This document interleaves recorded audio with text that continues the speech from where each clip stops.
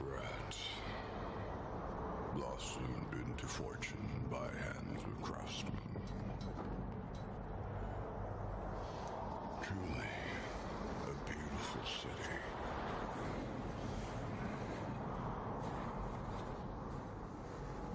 But what use is prosperity against the impending doom that is the plague?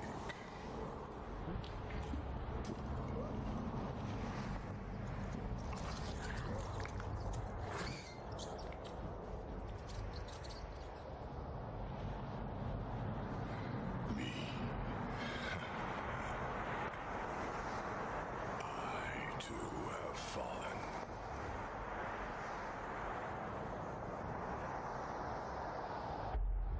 In this graveyard, I must find it.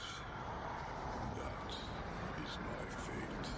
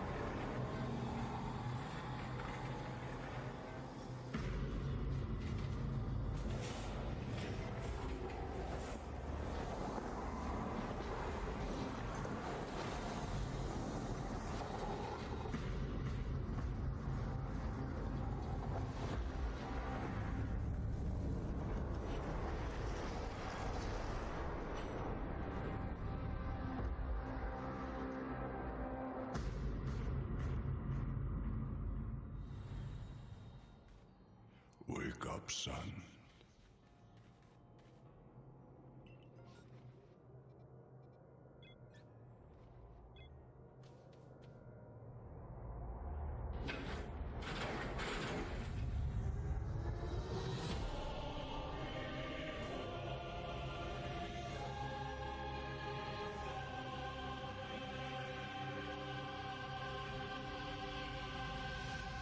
Make your father proud.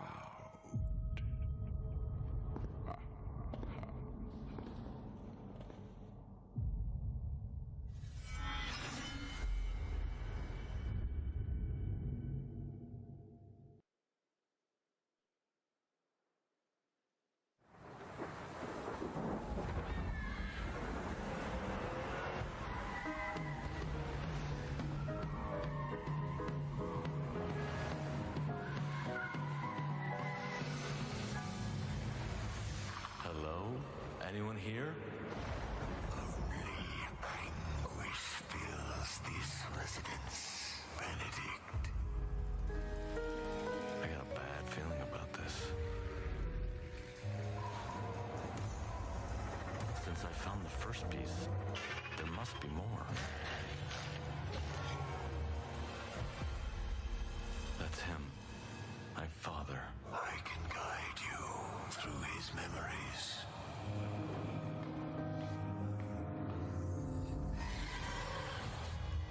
We're close. Don't let your fright hold you back now.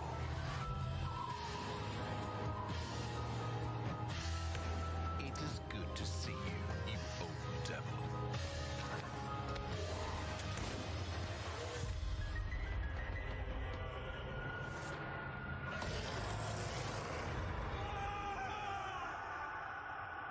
Pull yourself together, Benedict.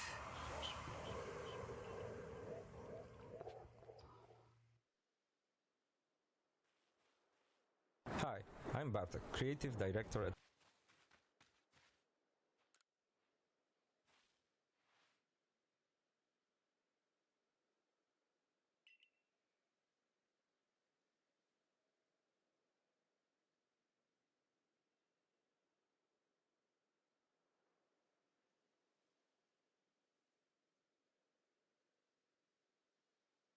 The stream died? What the hell is happening?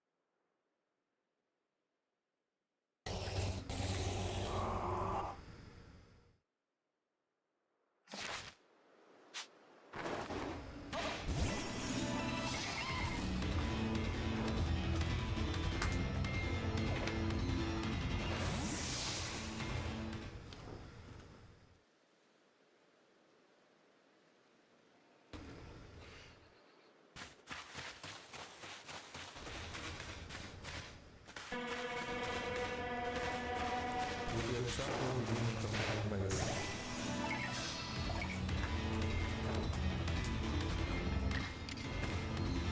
Follow the mystery back in the real world. You will encounter different minions, each with various menaces battles. Threats will remain. I'm gonna move this to a better spot. Shit.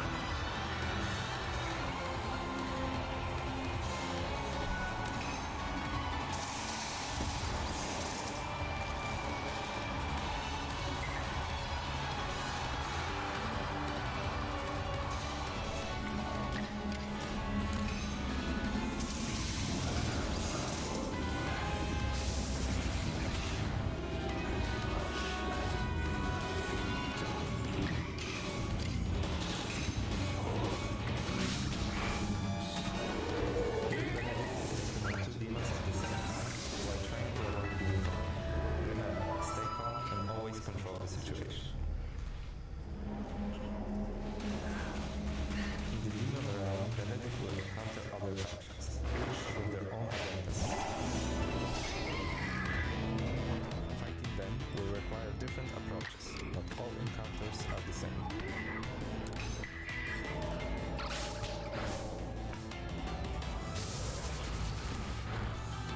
Exploring the window can be dangerous but rewarding. With the gathered loot, you can get back to the mansion in the real world and replenish your stock with the help of some trusted old friends. In this case, it's Harry Houdin, the legendary illusionist. Harry, long time no see. It is good to see you, you old devil. In trouble again, I presume. I feel Harry knows you better than you do yourself. You got that thing? The old one got lost in the mail, if you know what I mean. Got it right here. The Amplificator. A hideous but extremely useful item.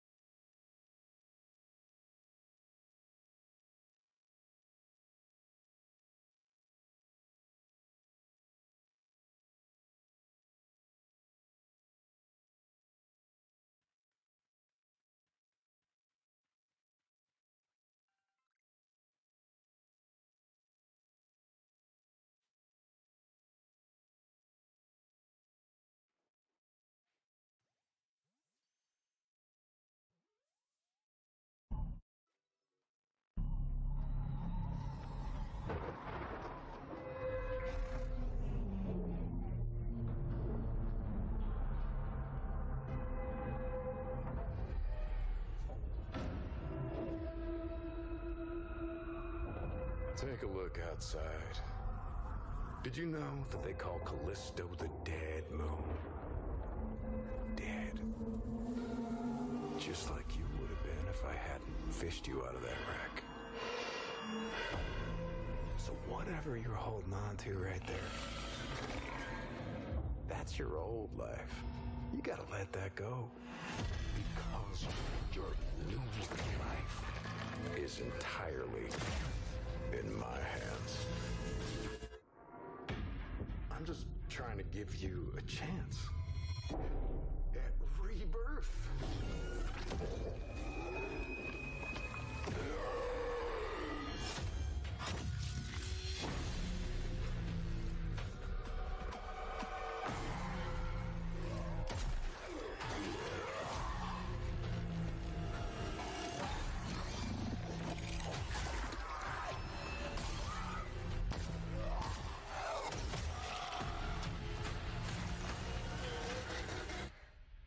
I just love that last part.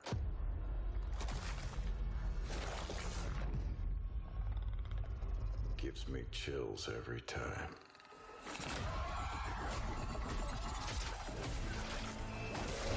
What up, Hambo?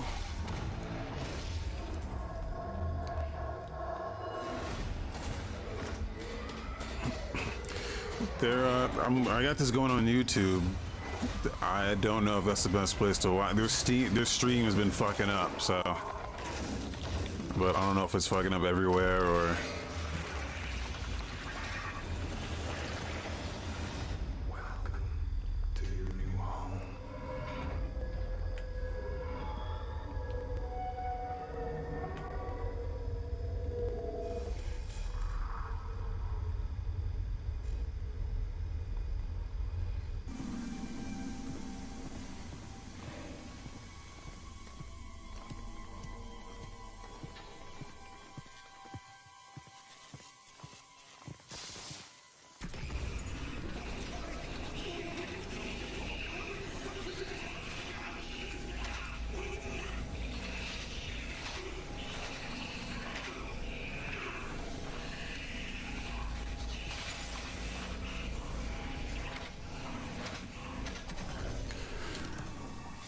They haven't really started yet. They're still doing like pre-show stuff, I guess, but they're showing some good stuff here.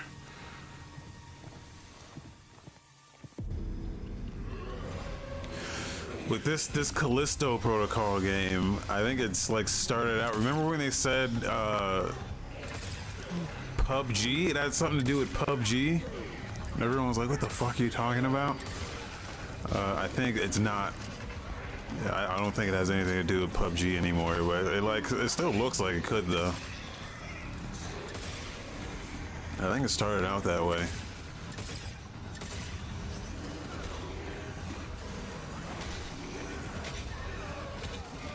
Hold up, check it, check it. Is there feedback coming through the mic? Oh yeah, there is.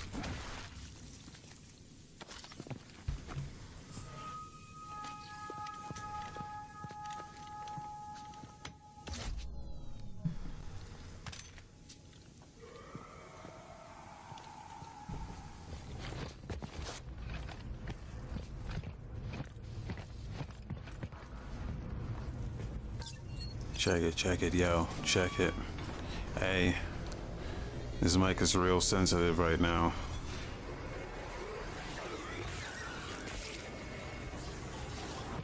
Yow, yow.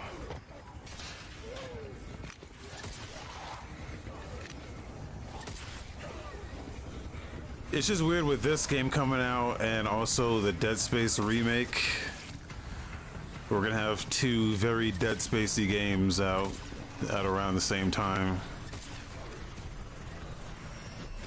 But I don't know, unlike that remake, this is made by the actual Dead Space guys, so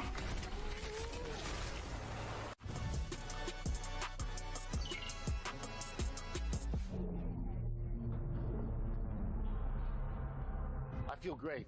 which I've never played Dead Space, so I'm kind of like excited for both of them. Possibly imagine. You don't know. You're making a game for 3 years, and your first time out. Like, let's hope people like it. You know, so it went really well. Yeah, I know.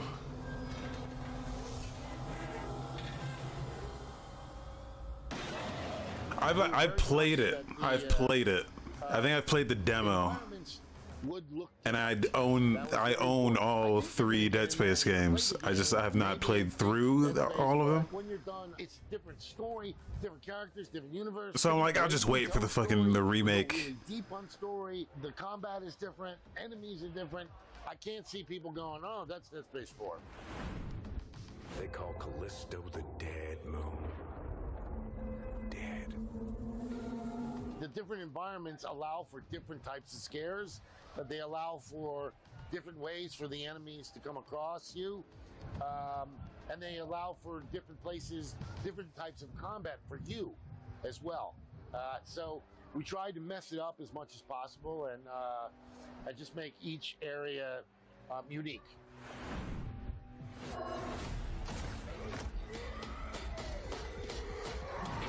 They're called the biophage. I think it means something like starting from virus. It has something to do with that. You know, when you see a trailer, you usually see. What do you mean it has something to do with that? You're the guy that made. He was like, I think it means this. Aren't you the guy that's making the game? That's pretty scary.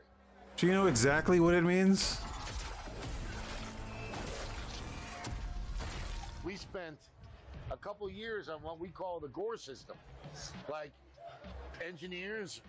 Rendering engineers, a couple of artists, they just spent time tearing every enemy apart. And then, there were times where like, no, tear another hole in him. You know, go do this. And so each one, like, you may never see the same torn apart guy, twice. And that was part of it too. We wanted each and every person to have like a different horrific experience. That's good to know. That my torn apart guy is going to be different than everyone else's torn apart guy. That's good to know. I was wondering. He can be torn apart. The enemy. He really likes torn apart guys. He has enough hit points. His arm will come off. His head will come off. So even the the ones that aren't sort of planned. It's a weird thing to focus on. Resident Evil 4 was a great game, and I'd finished it just before Dead Space, and it had a lot of influence. All due respect, wasn't the scariest game in the world, but it had a lot of tension. Loved that game. Can't wait for the remake. It looked fantastic. Whenever I see any studio shut down or anything, it's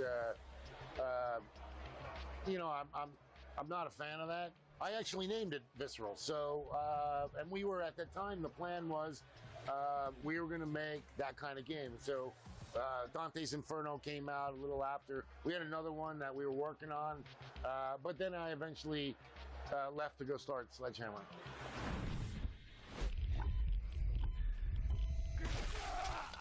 We're not doing the eye scene. Yeah. But I think we got some really horrible things.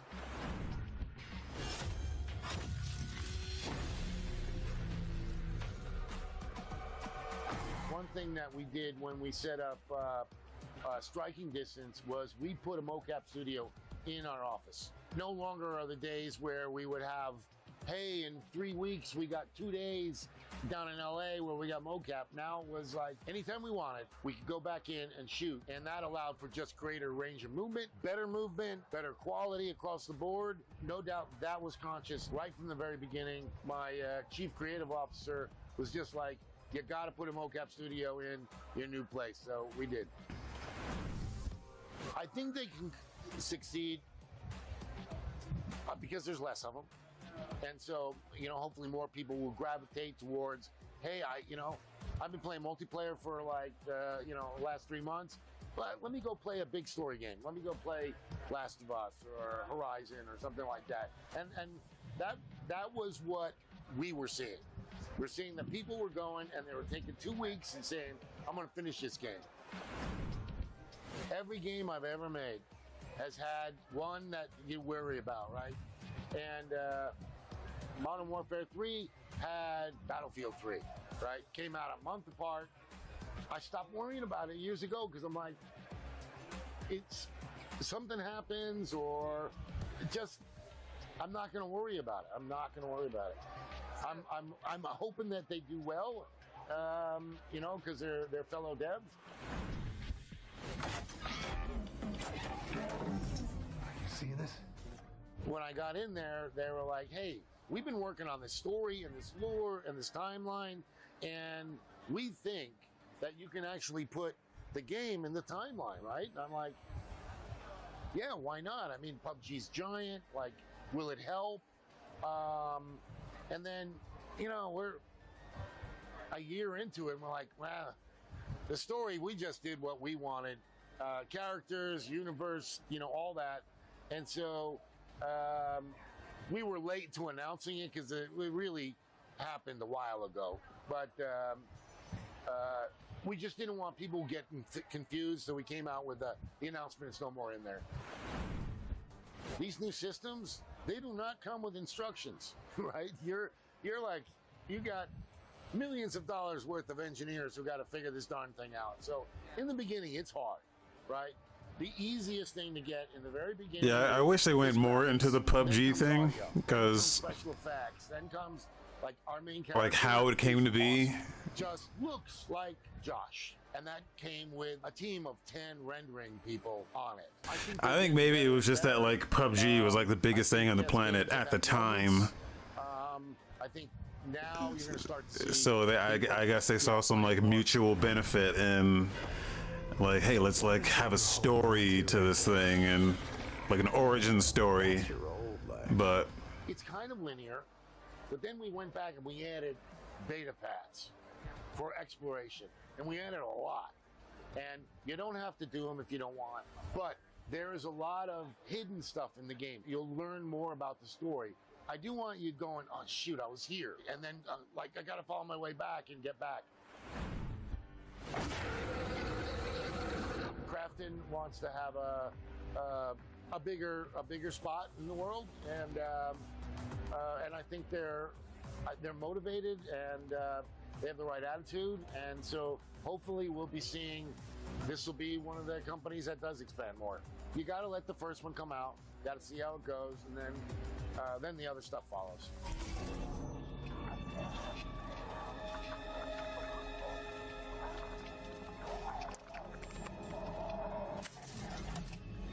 This is Black Irons to transport ship Charon. You are cleared for landing.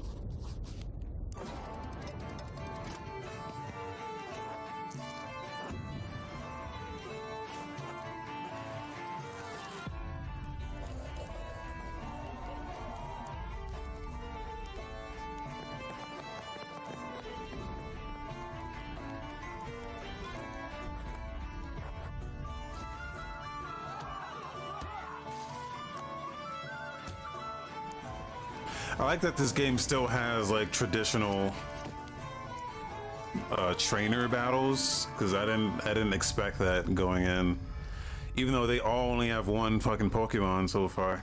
It's like you're like this master fucking like Pokemon trainer that comes out of nowhere. It's like, you caught 3 Pokemon? Oh my god. Like, these people have no idea how to fucking... It's like the before times where like Pokemon were... Everyone's afraid of Pokemon. So all the trainers, they only have one Pokemon. So far, at least. And then you just have 6 right off the gate. You have 6, and you can just... So you never lose, because they only have one.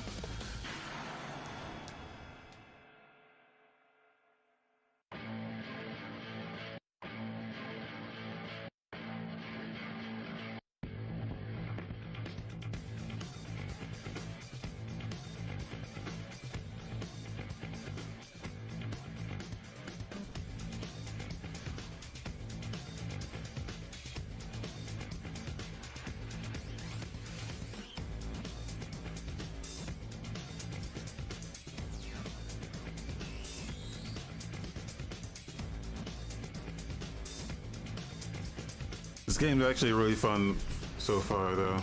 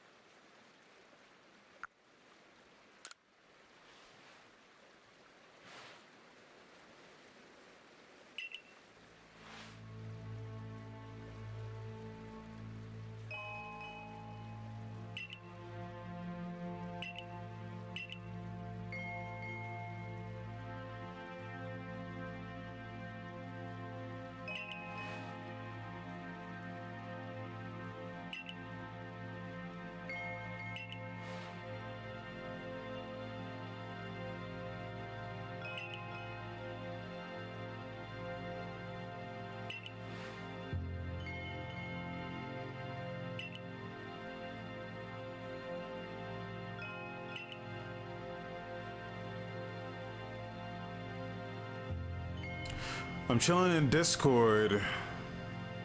We're off in the Discord, chilling out. If anyone wants to jump in there and react to this opening night live shit.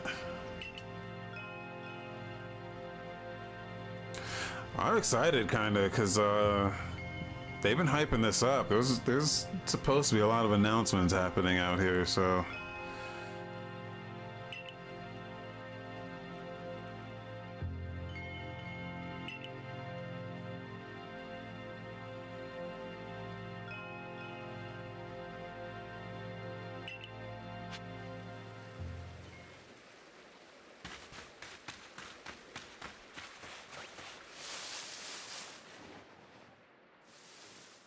Low expectations. Okay.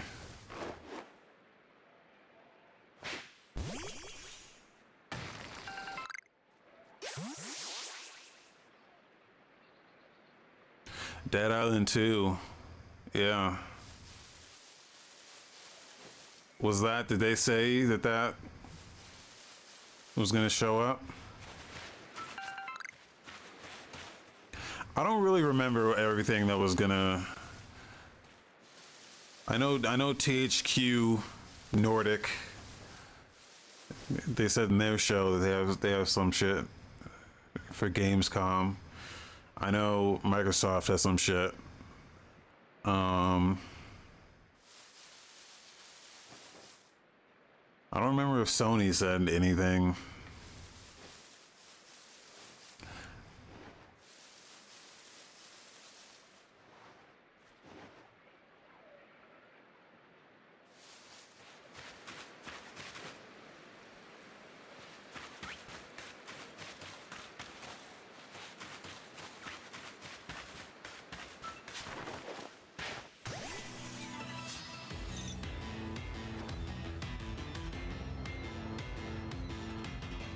Cricket tot?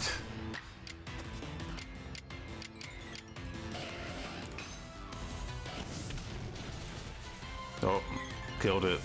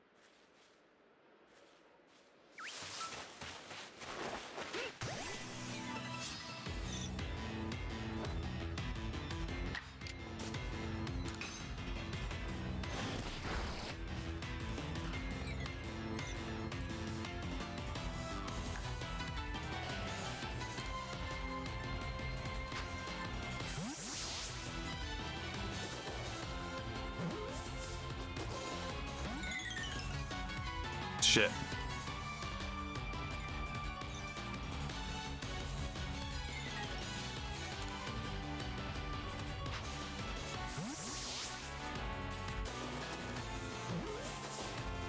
This game's actually really cool because it does some interesting stuff with the Monster Hunter formula.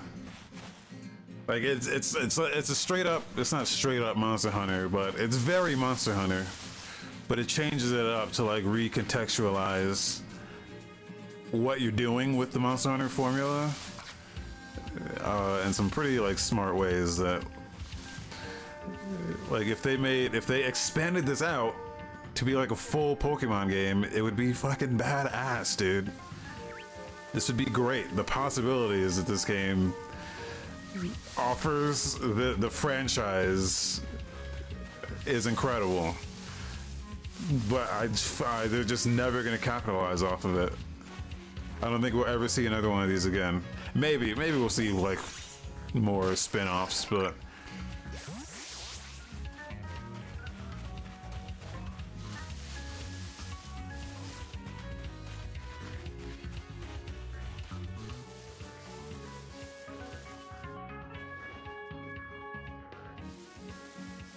yeah, I know, fucking crazy.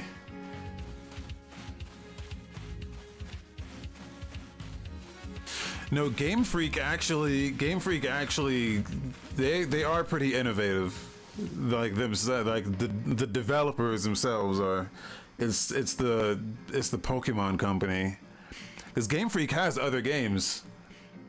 I think they did Timbo the Badass Elephant. Did they do that? They have other games that aren't on Nintendo. They have a couple games on Steam.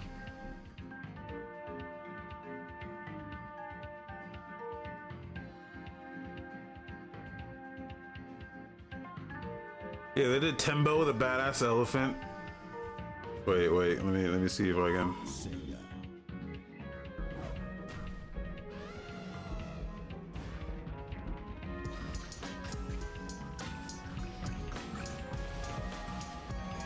Sega published this, but this is a Game Freak joint.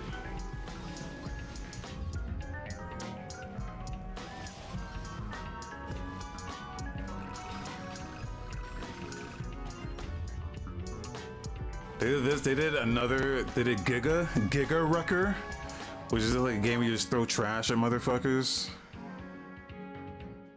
I actually own this one, I played this one.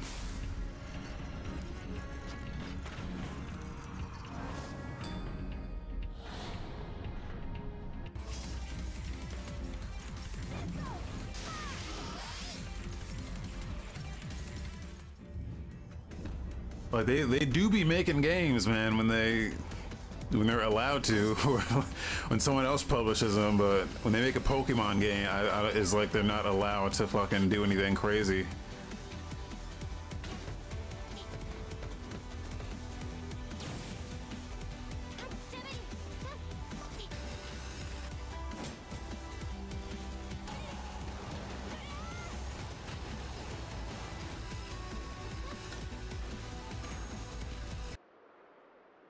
But yeah.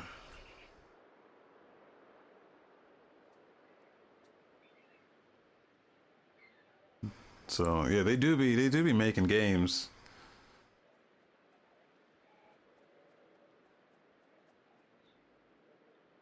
It's just the Pokemon company's so like stingy with their shit.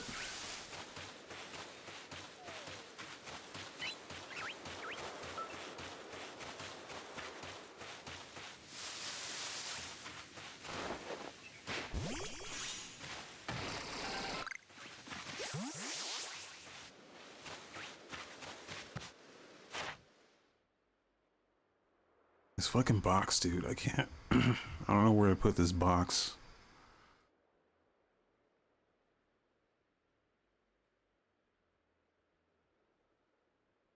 Giving it food. Oh, let's catch one without being spotted. Let's do that. See, they give you these little challenges, so you don't have to like. It's not enough to just like catch one and then like complete a Pokédex. You have to like catch one and you have to like observe it doing different scenarios. Though you don't have to do everything here, because I looked at this and I was like, I gotta catch 25 of every fucking Pokemon. Like, no, you just need enough. You need 10 points basically. You need enough of anything to get 10 points. And then you're done. You can complete it all if you want, but I'm not gonna do that shit.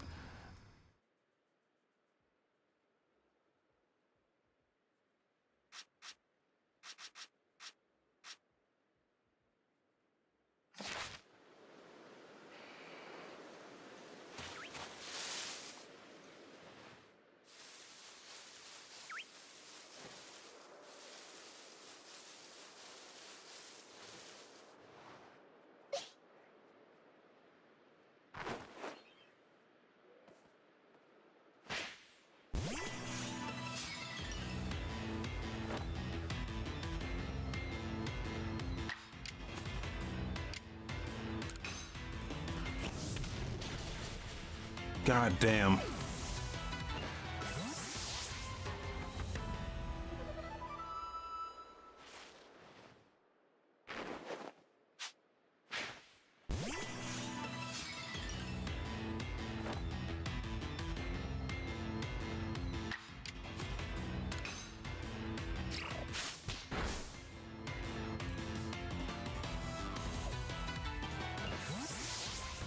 And then they run away. They run away way too much.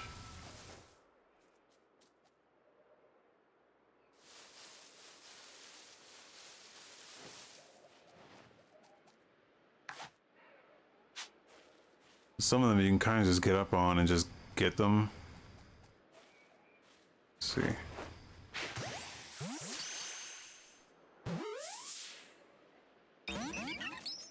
Not that one.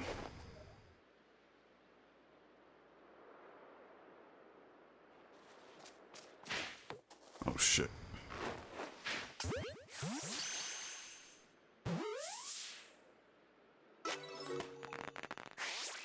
Yeah, it's about to start.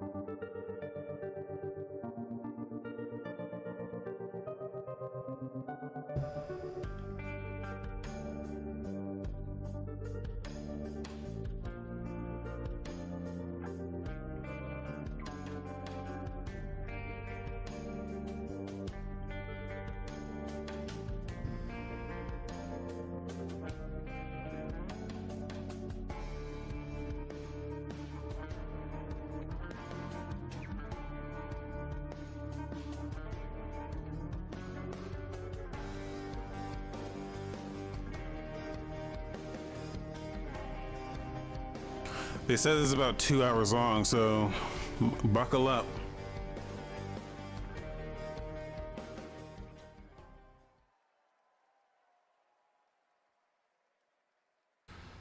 Predictions. We get a full-fledged Pokemon Please welcome to the stage the Monster Hunter creator of game. the Game Awards, Jeff Keighley. God of War has to be there. Kojima will probably show up. Oh my God! Hello, everybody. How you doing? It is so great to have a live crowd with us here in Cologne, Germany, for Gamescom 2022. I'm Jeff Keighley, and I gotta say, I am so excited to be here with you. We did this in 2019, live in person in Germany, and then the past 2 years, we had to do it virtually from Los Angeles. And in 2020, the first show that my team did together live was that August, Gamescom, and we connected with all of you virtually. And the fact that we're back here in person, I don't want to ever take this for granted before. So, guys, are you ready for a fun show? Well, I gotta say, we have a lot of great stuff for you tonight. We have tons of world premieres. The entire industry has come together to showcase the future for you. We've got games like Sonic Frontiers, Yeah. the Callisto Protocol, Outlast Trials, Hogwarts Legacy, Gotham Knights, and a lot of surprises of things that we didn't talk about in advance. So we've got some good stuff for you tonight here at Gamescom, and I can't wait to get started. We've got 2 hours of stuff, so should we just get right to it? All right. I love the roar of a live crowd, and because we got a live crowd, we got to surprise you with some stuff tonight too. So let's start things off with our first world premiere. It's a new world from a brand new team that has a bold vision. Let's check this out.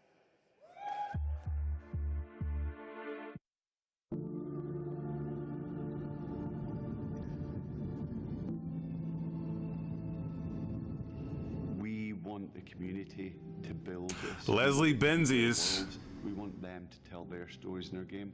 I think it's human He's former nature Rockstar, to former GTA. find a place where we're free to explore, to be creative, and to share amazing experiences.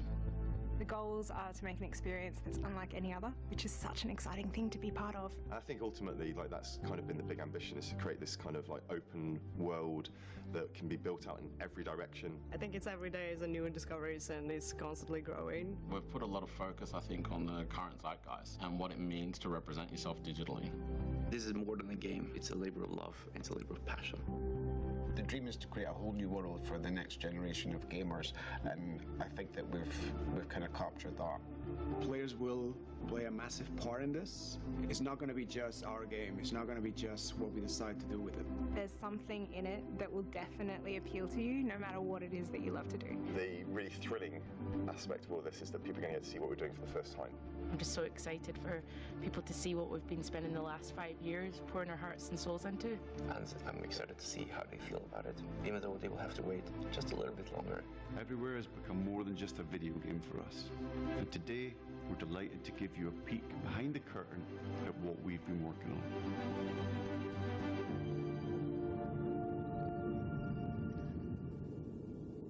on. Yeah, concept art is a bit of a bummer.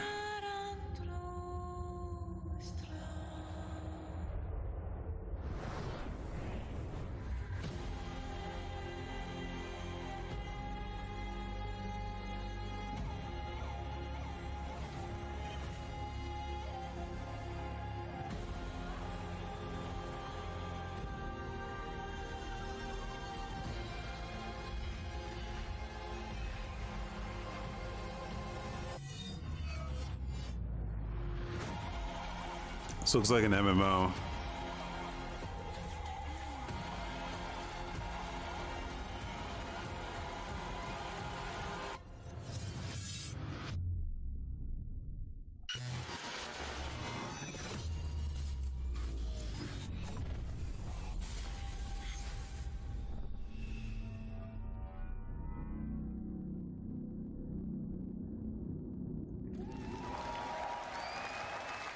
Okay.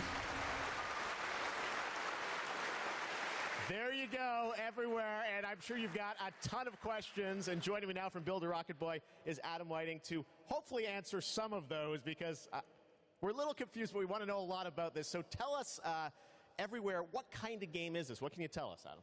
Well, firstly, can I just say it's really exciting to just be here, and we've been looking forward to coming out of stealth mode, and really delighted to start the conversation today here at Gamescom. Now, I won't be able to reveal everything, but what I can say is that really we're not New World 2. I think the scope and ambition of this project are quite unlike anything else. We want to build a whole new world for gamers, and not just a place to play, but watch, share, create, hang out with your friends, and so much more. Well, I gotta say, the end of the trailer, I think we all were taken aback by, whoa, change art style, this seems totally different. Is that part of Everywhere? What can you tell us? Well, Jeff, that's one of the many surprises we've got in store for players. I mean, we are passionate about making games and telling stories, but ultimately we made Everywhere to be a place where players can make their own experiences, be who they want to be, and tell their own stories. But we're still passionate about making immersive and cinematic experiences that players can just get lost in and enjoy. I guess you could say we want people to have their cake and eat it, and Everywhere is... I don't understand what the game is. The other question I'm sure we're all wondering is, we didn't say a date on the trailer. Fortnite creator mode or an MMO? Well, I'm delighted to say that we aim to have Everywhere in the hands of players in 2023, but we've got many more things to show and tell over the coming months, and we're really excited for you to sign up on our website, everywhere.game.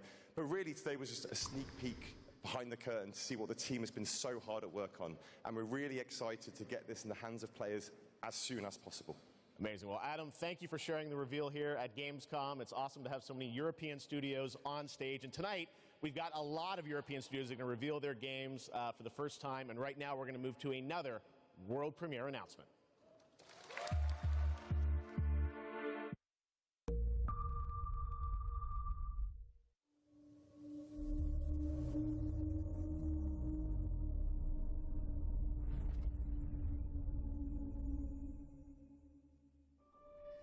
I must not fear.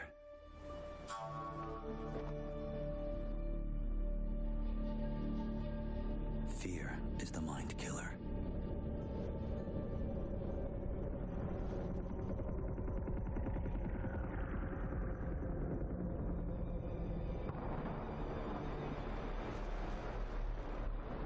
Fear is the little death that brings total obliteration. Dune. Is this that Spice Wars game? It's gonna zoom out and be an RTS. A lot of people were excited about that, and I'm like, I don't. That's not. I will face my fear. I don't know shit about Doom, dude. I will permit it to pass over and through me. And when it has gone past, I will turn the inner eye to see its path. Where the fear is gone, there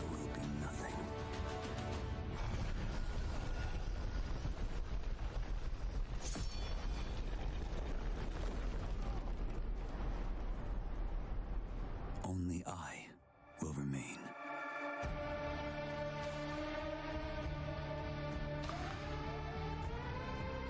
No, this is a different Dune game.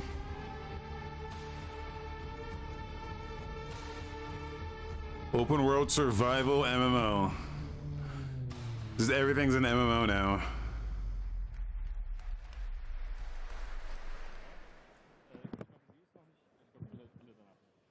Trust me, the fun is just beginning tonight. All right, how many of you out there are fans of PlayStation? Well, we've got a fun surprise for you. I said, PlayStation, what can we do for all the fans coming over here at Gamescom? And right now, I'm honored to share this global PlayStation announcement with you right here at Gamescom.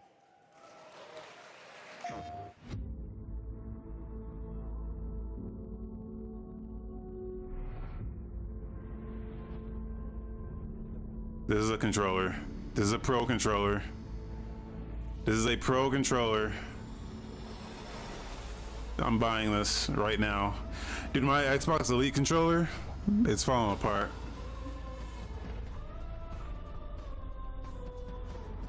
And I would much prefer having a PlayStation controller, because that's my shit. Oh, this is getting purchased today. There you go. I needed this.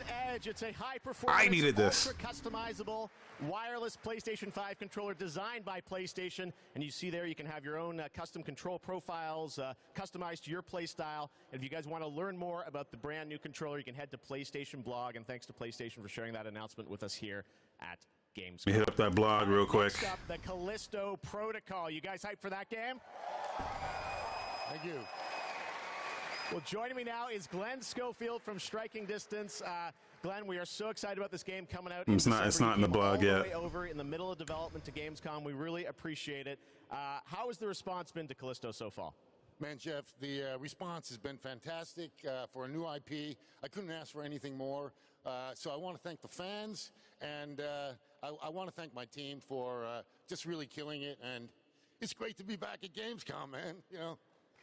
Well, you got some good stuff for the fans, and we're going to get to that in a second. You brought some gameplay. We saw some great stuff at Summer Game Fest. You brought more now. What are we going to see today, Glenn? Yeah, you've got some live gameplay. We've got two sections. The first one is going to show some crazy combat. And the second one is something new from the game, a little different than what we've shown, with a pretty crazy ending. Yes, it is. You guys are going to love this. One thing I wanted to ask you about was, you're known certainly in the team for your work on Dead Space. And that game, we love the strategic dismemberment. I understand you're kind of one-upping things for this game? Well, we got dismemberment, and we've shown the gore system. And today we're going to show a couple new things, including one that we're showcasing called mutations. So the enemies may sometimes have these tentacles that come out. And if you don't shoot them, take them out on time, this guy in real time is going to mutate in front of you into something bigger, badder, faster, meaner, and he's going to be taking you out. It's pretty cool. Well, this is one of my most anticipated games. It's coming out this December. It's pretty cool. Glenn, thanks to you and the team for putting this together. Let's take a look at brand new gameplay from the Callisto Protocol. Thank you.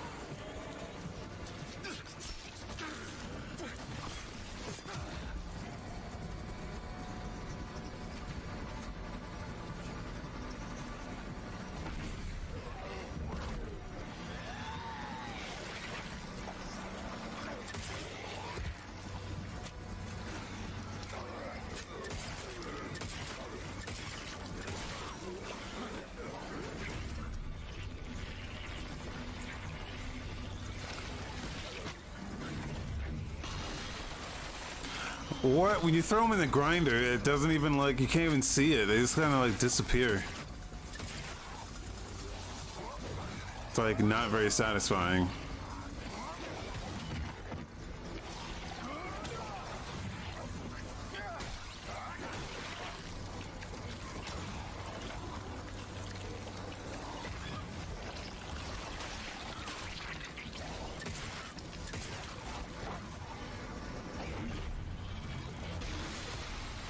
Look at that, just disappear.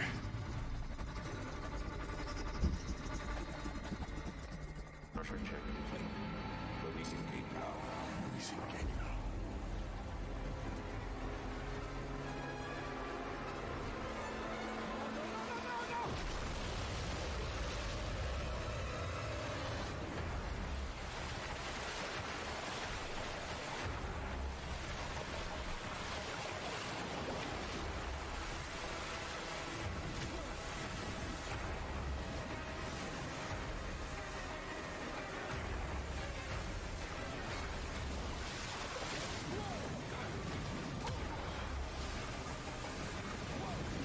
This looks fun.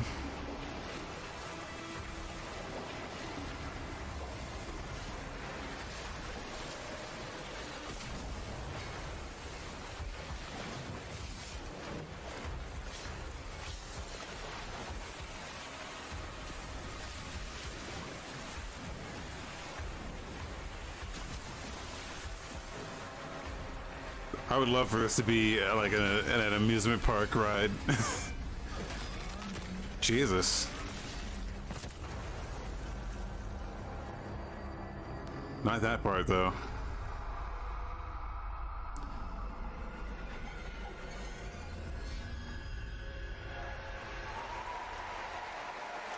Get the day one edition, digital deluxe, pre-order.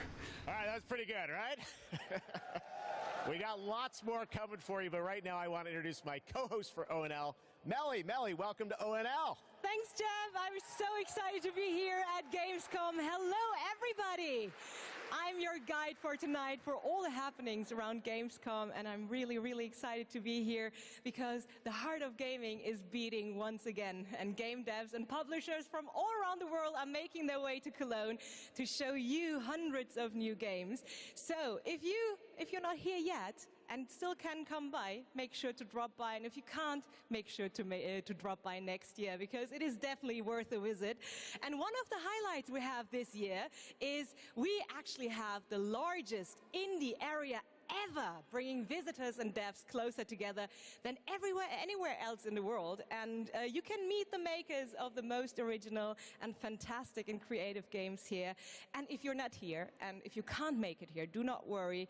You can also check out the Indie Arena booth online at gamescom.global.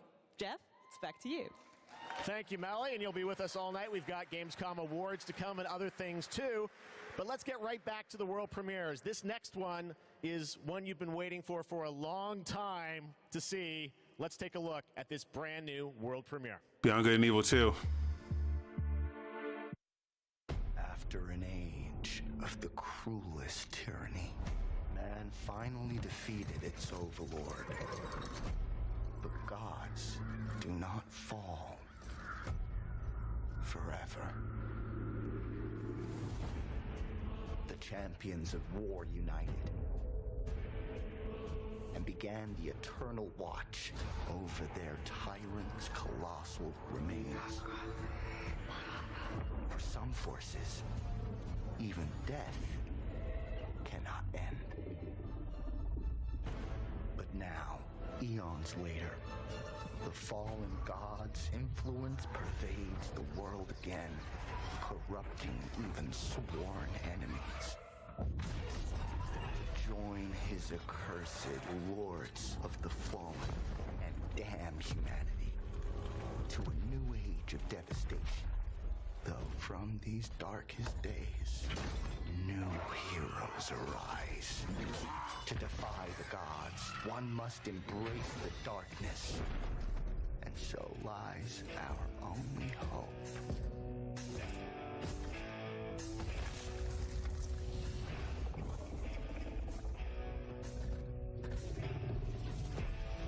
Mother!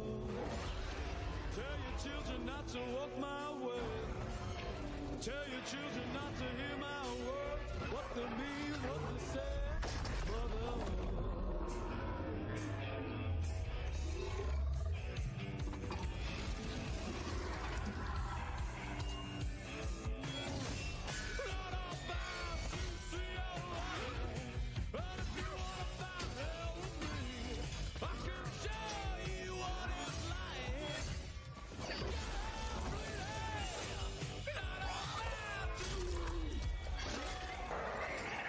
I don't know what this is.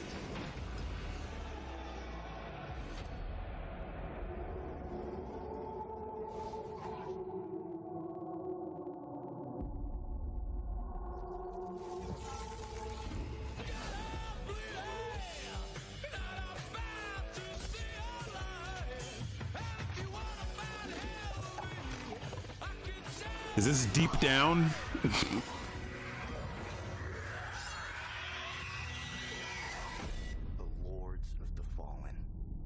Wish list now. Okay.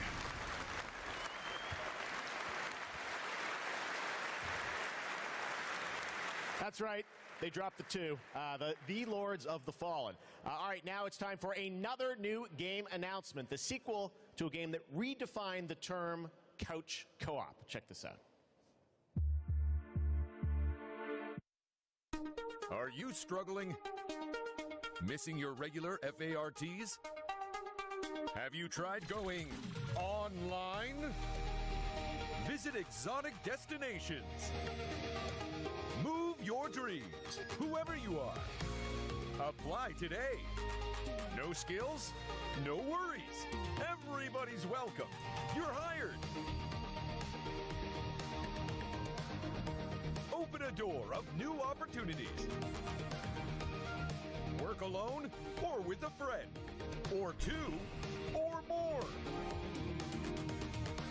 You can do it. Move locally or connect together online. Yeah! Nice one. Coming 2023.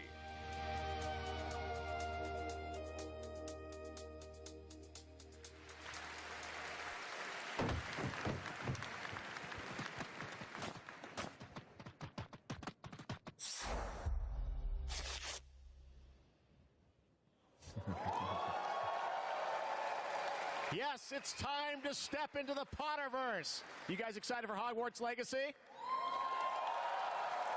Well, it is coming out in February of 2023, and tonight at Gamescom, we've got the brand new trailer for you to take a look at. I don't want to say much and spoil much. This is an incredible trailer. I hope you enjoy it.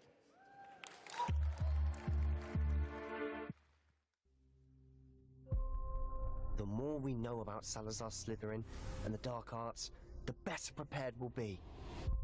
If either of you uses dark magic, I will notify the headmaster immediately. Unforgivable curses are so named for a reason. A spell that could save your life shouldn't be unforgivable. The dark arts seem harmless until it's too late. None of us will be able to avoid dark magic forever. What do we do now? It's up to us. I can teach you Crucio, or I can cast it on you. I'm ready. Crucio! You've made your choice.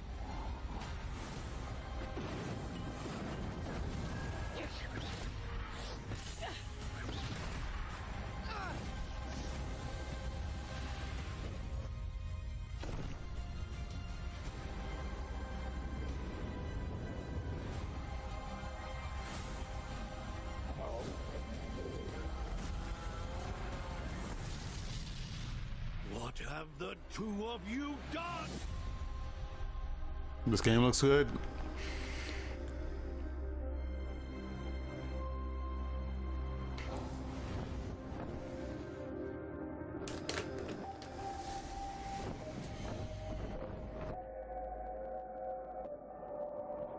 Pre-order. Oh, you get 2 days early access. That's fucked up. I don't like when they sell like early access. Xbox used to do that like with all their fucking exclusive like Forza and Gears and shit. That's right. It's time to step into the world of Borderlands now. Joining me is the founder of Gearbox Entertainment. Oh, Company. Tales from the Borderlands. Thanks for the intro, Jeff. I think a lot of these guys probably know me from my work at Gearbox creating Borderlands. Any Borderlands fans in the house? This game is gonna be trash, dude. Well, I got good news. I know some of you hardcore folks saw the leak, but I'm here to officially announce new Tales from the Borderlands. So, tell us about this. We remember Tales from the Borderlands. This is new Tales from Borderlands. This is new characters, new story. It is. You know, I loved the original game, and so that's why we got some of the original storytellers and writers that were back in the day at Telltale and developed an all-new storyline with all new characters, created with production from Gearbox Studio Quebec. It's an all-new experience, and we're here to show it for the first time today. You guys want to check it out? Let's do it. It's coming soon, too, right? That's right. Coming in October of this year. October this year, all platforms. Awesome. Well, let's take a look, Randy. This is exciting. New Tales from the Borderlands. First at Gamescom. Most stories in the Borderlands start bloody. They end bloody, too. Sometimes, all it takes to change the galaxy is a trio of losers trying to get through a bad day. We are in the middle of a Tediore invasion. Leave immediately! This area is now under Tediore jurisdiction! They think there was a vault key being kept on the station. If we can find whatever's in that vault before Tediore does, we can change our lives.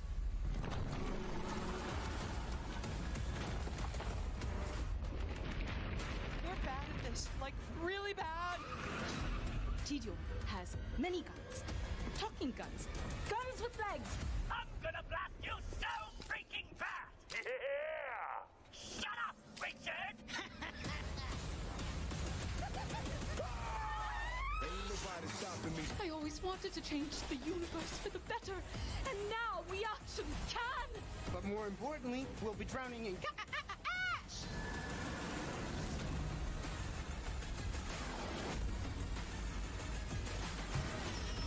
I don't know. Are you people like this? Tales from the Borderlands is my favorite Telltale game out of all of them. If you happen to see any corpses along the way, don't worry about them. They're just, yeah, don't worry about them. Deluxe Edition. Pre-order now. Come back to the city and join the deadliest spectacle of this season. I'm gonna tell you a story about a species that survived millennia.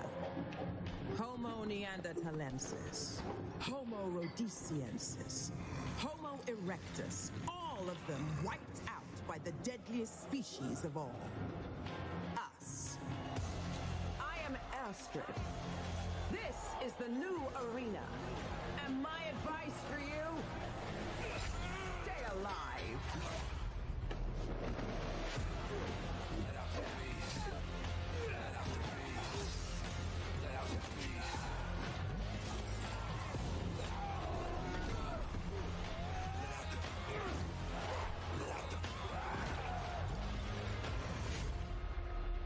Every day you fight for survival, but today you fight for glory. Anyone can be a warrior. They didn't say what this was. Spirit of a champion. Oh. Cool.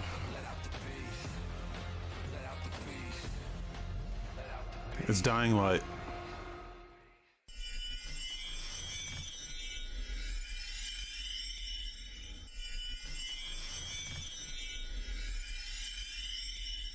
Red Bull gives you wings. So you want to join me? Here's the advertisements now.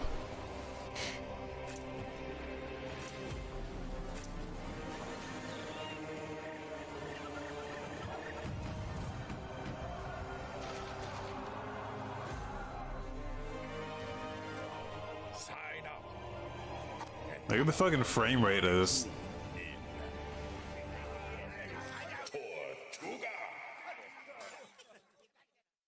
not yet rated.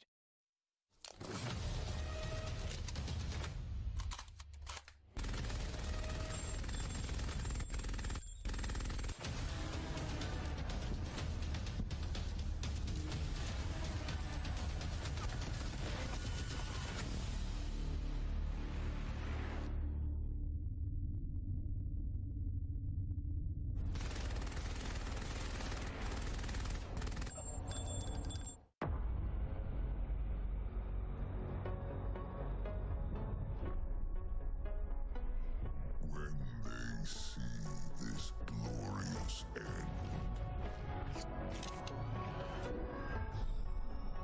they will come for us. This is Destiny.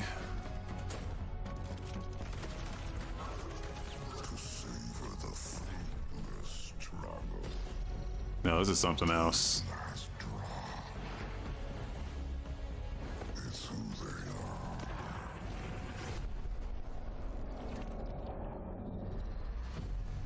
Let them come and see.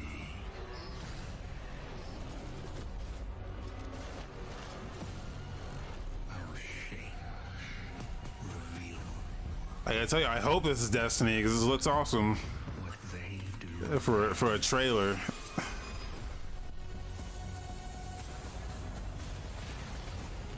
Unshackled from hope.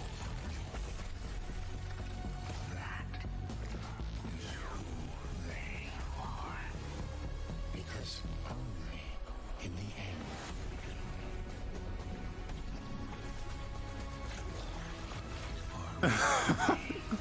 I know, but it looks like it looks cool though. Lightfall.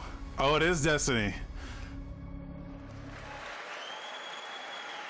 Hello again. This Saturday, the Gamescom. That's the thing. Like, will be Destiny handing keeps out the changing. winners of the best games on the show floor. So you don't know what the fuck it is anymore. Showing at Gamescom will be eligible to be nominated, and the awards will be streamed on all Gamescom channels. So make sure to tune in. But tonight, I'm allowed to hand out 4 awards. I'm very, very excited. Oh, about don't that. just hate And I on would say, Destiny, man. Let's jump straight into it. Starting with the most wanted PC game. Here are your nominees. Metal Hellsinger, System Shock, Warhammer 40,000 Darktide, and the winner is Metal Hellsinger. And here to accept the award is Sheila Wikström, executive producer at The Outsiders. The stage is yours. Thank you so much. Wow, this is a lot of people. I was practicing my speech a lot, but of course, you know, when it's as much people as there is right now, you'll blank. But I want to say that I am honored to receive this award on behalf of my team. I didn't get a vote. It's an amazing bunch of people that I'm so lucky to be working with every day. And the truth is, making games is super hard. When I started out, I don't think I really realized how hard. And what I learned is that focusing on compassion, kindness, and empathy just as much as any other craft in games would be the key to successful game development. And it's precisely those qualities that my team possess and why I'm so privileged to be working with them every day. I love you guys at home. I miss you so much. So what I want to say to you, my industry friends and colleagues, is treat each other with heart, kindness, and respect every day. Make games with humanity. Thank you so much. Congratulations once again. And Jeff, back to you. Thank you, Melly. Well, the world premiere train keeps going. It's time to move to the world of Sonic. Any Sonic Hedgehog fans out there? Yeah. Sonic has Fuck had a yeah. pretty good year with the Sonic 2 movie, which was a ton of fun earlier this year. Well, Sonic Frontiers is in development, and we've got a brand new trailer for you and confirmation of the release date, too. Check this out. This game looks so bad. I want to play it.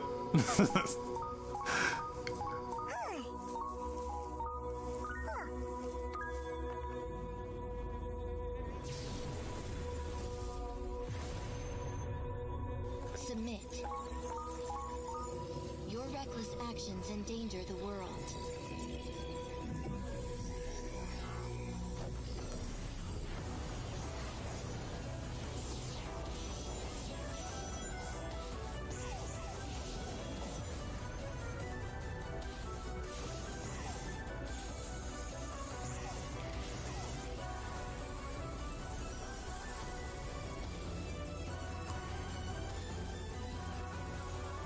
Amy, is that you?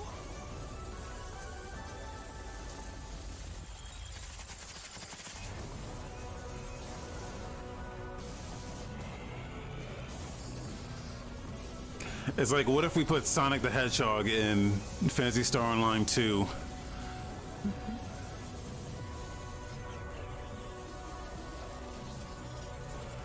You cannot run forever. Leave. Immediately.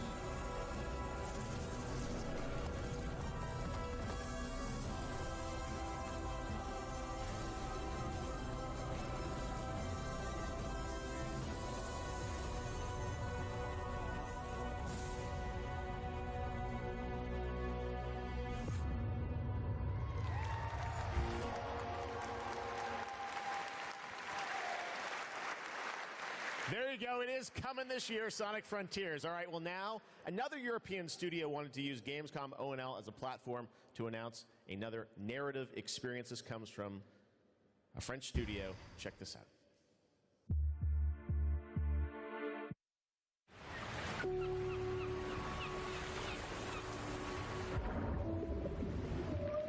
Oh, wow. We leave so many things behind us. Objects, memories, mistakes.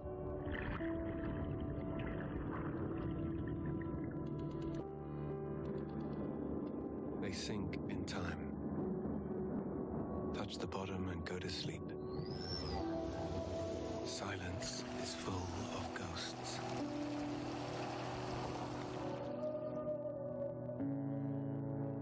Yeah, well, we thought they were only doing that Star Wars joint. From the deep.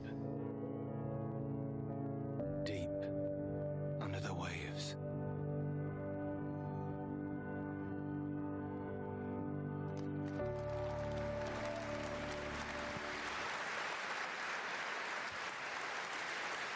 Guys, it's time for the goats. Ready for some goats? Where the goats at? No live goats today, but we are here to talk about Goat Simulator 3. We got to announce this back at Summer Game Fest. And now it's time to see the gameplay of Goat Simulator 3 for the first time. Let's check this one out.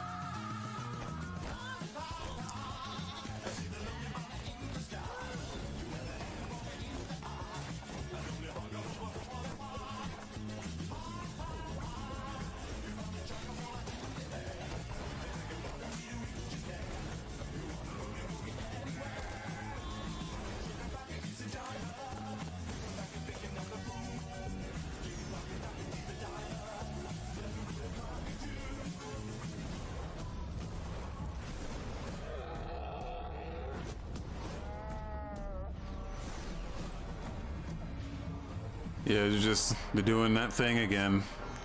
Beauty and fitness and mindfulness.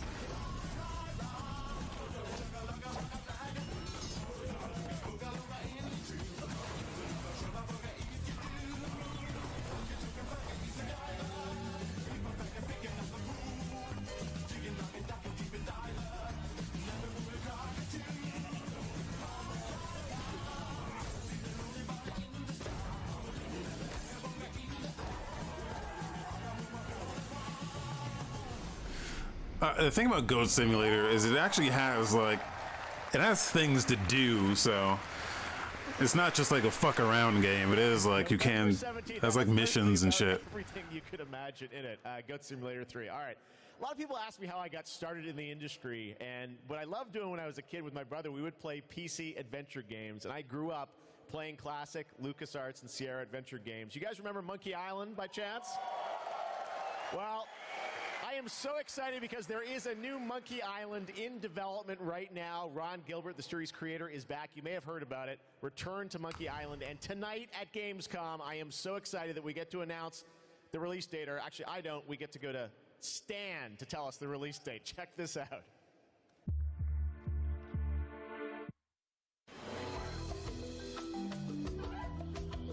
Hello, friends. It's your old pal Stan, coming to you through the magic of marketing to let you know that your search for quality entertainment is about to bear fruit. But I wouldn't be doing my job if I just dropped the details on you without a little build-up. I want you to see the kind of fine dining establishments you'll be visiting, like this one. Get lost. And if escapism is your cup of flavor, you can't do much better than this exotic and extremely remote island. Stay back! How did you find me? Return to Monkey Island launches September 19th, which happens to be International Talk Like a Pirate Day. But you don't have to wait. You can order it right now, before it's even out. Something we in the marketing industry call a pre-order. As a bonus, I'm ready to unload this shipment of beautiful horse armor to anyone who pre-orders Return to Monkey Island. Nice. It'll look fantastic in your inventory. Oi, you missed a spot. I've got to go now. I've got a lot of irons and a lot of fires. You know how it is. But I'll be back to steal every scene I'm in Return to Monkey Island. I'll see you there. All pre-order customers will receive the exclusive horse armor item in their inventory. Please note that the horse armor has no practical use in-game and in no way will contribute to the gameplay, puzzles, or narrative of Return to Monkey Island. Oh my God. A month away, and I love the horse armor does absolutely nothing. It just sits in your inventory. Return to Monkey Island. Cannot wait for that. All right, now let's turn to the world of Unknown Worlds, the creators of Subnautica.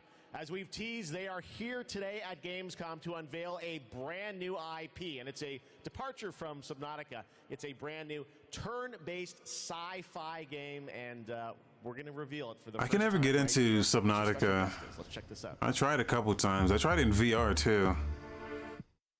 Hi, I'm Brandon Sanderson. You might know me as the author of the Mistborn series, the Stormlight Archive, or as the guy who finished Robert Jordan's Wheel of Time. Over the last few years, I've been working closely with my friends at Unknown Worlds on the exciting project we're revealing today. You, of course, know Unknown Worlds for creating immersive and fantastical worlds like the incredible Subnautica series. When they reached out to me, I was absolutely thrilled to help craft the expansive sci-fi universe in which their next game is set. This secret has been a hard one to keep, and we're so excited to finally show you what we've created together. So, without further ado, this is Moonbreaker.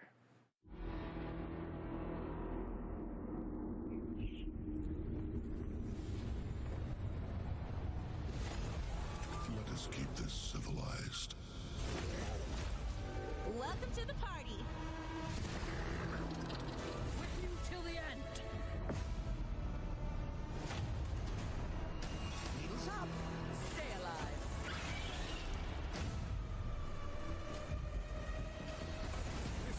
This is different.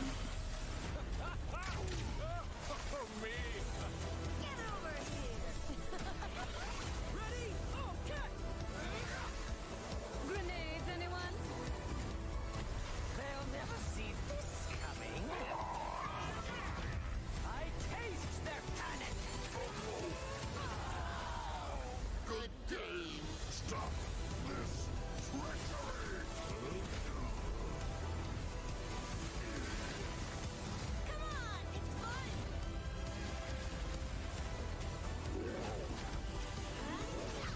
The crowd goes wild.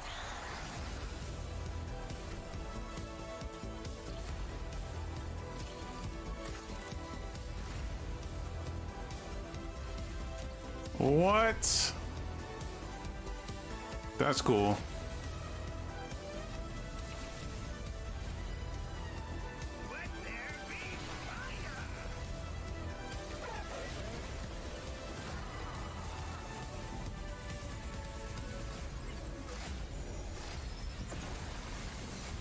It's been a blast. Or it will be.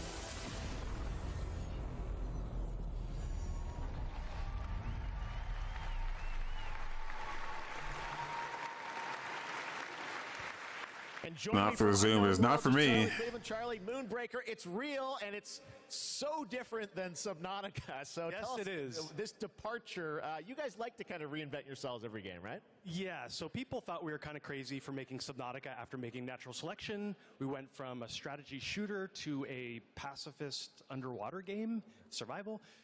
So I feel like we've done this before. We love changing genres, but I'm hoping, our Subnautica fans will still come along for playing a digital miniatures game. I hope. Well, it's so cool. A digital miniatures game. Everyone loves miniatures, but how do you translate that into gameplay? What is the gameplay of this game? So we're kind of channeling like a Guardians of the Galaxy or Firefly kind of feel. So you can see that from the colorful art style we have. So you choose a captain and 10 crew, and you build a roster, kind of like a traditional miniatures game. And every unit in the game is really like strange and special and kind of game breaking.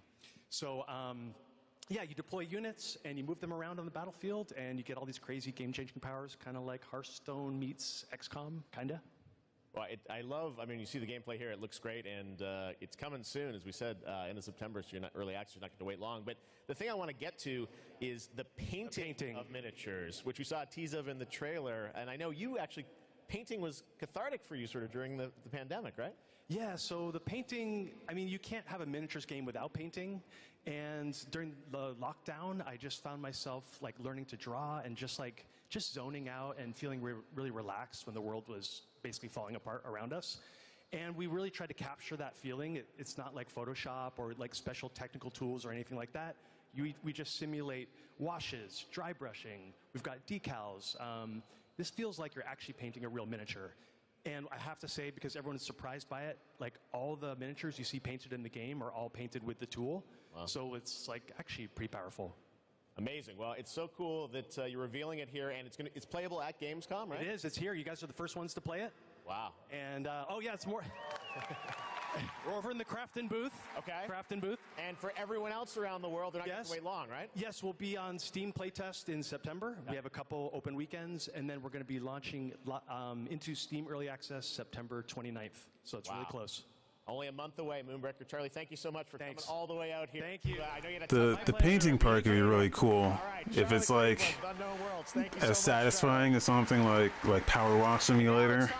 Because people got really into that. I got really into that for a little bit. Let me tell you about the friends that invested all they had on a shady site that looked like a scam. It said buy this magic cards to play the coolest game and fight against your friends with no consequence.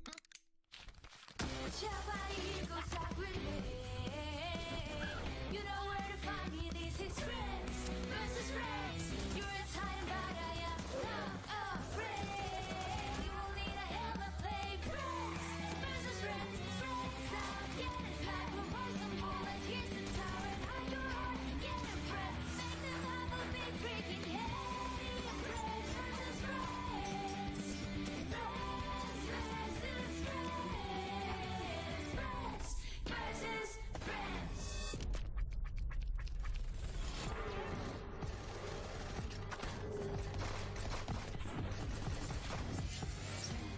friends.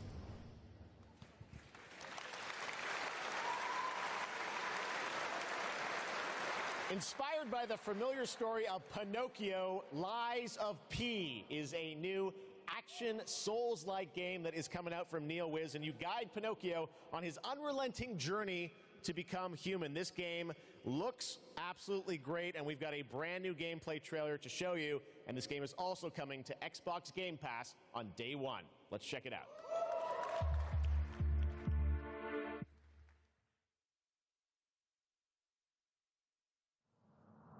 Day one Game Pass is huge for this. Can you hear me? Because this is like a, this looks very similar. If this is the one I'm thinking of, it's like very similar to Bloodborne. So it could be like Microsoft's Bloodborne. Chaos, madness, death, and there might be no going back. But you can change that. It depends on the choice you make. Truth or lie.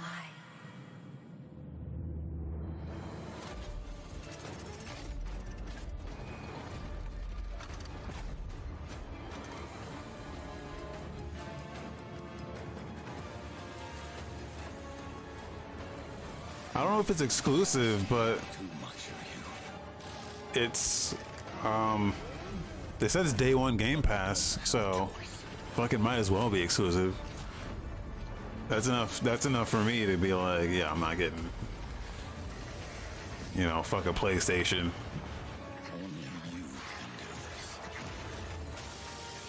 Please, help me.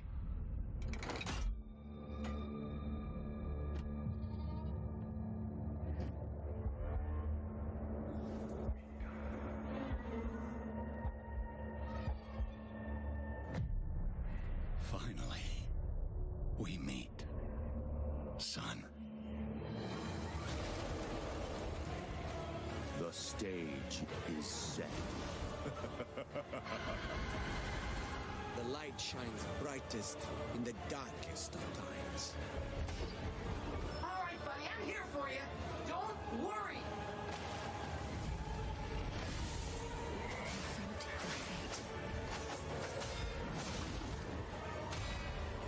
Don't give up.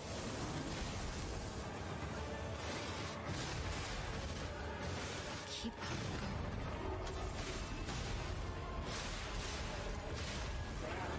You can lean on me if you want.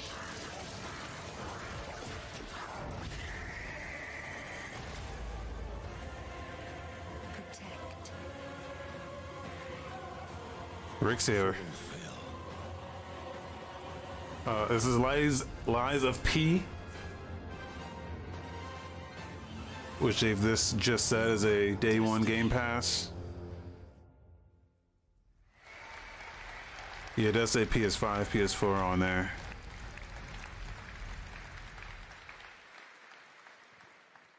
Hey, you! Yes, you! Do you have fun? Fear of missing Gamescom? Shh, relax. Gamescom is everywhere you want. Gamescom now. Register now.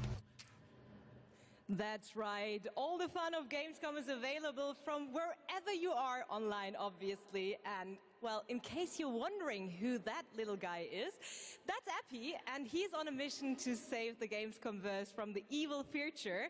And if you want to help him, check out the Epic section at gamescom.global. You can solve quests and win prizes, so take part and help Epi to save the Gamescomverse.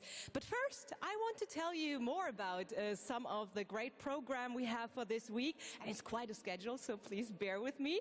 There is, for example, the Gamescom Studio by IGN, featuring game spotlights, dev interviews, and all insights into this year's Gamescom, so please make sure to check that out so you don't miss anything. And also, the awesome Indie Showcase is back, featuring the newest, most original, crazy indie games here on Friday afternoon at 5:30 p.m. CEST, and I'm really looking forward to it. And something I'm really looking forward to is the cosplay contest on Sunday, where the super creative cosplay community takes center stage, and this is absolutely one of my favorites, so make sure to not miss it out. It is definitely worth the watch. And for more updates, follow at Gamescom on all platforms. And, well, now it is almost time to introduce our next guest, but sadly she couldn't make it since she is a tad far away. So let's see, she sent us a video, and I would say, let's have a look. Hello Gamescom, I'm ESA astronaut Samantha Cristoforetti, currently flying at around 27,000 kilometers an hour, 400 kilometers above your head on board of the International Space Station.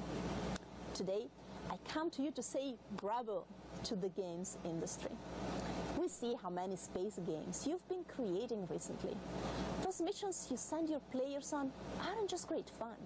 They create curiosity, interest, and the love of space exploration in gamers around the world. As we look towards I used to want to be an astronaut when I was a kid.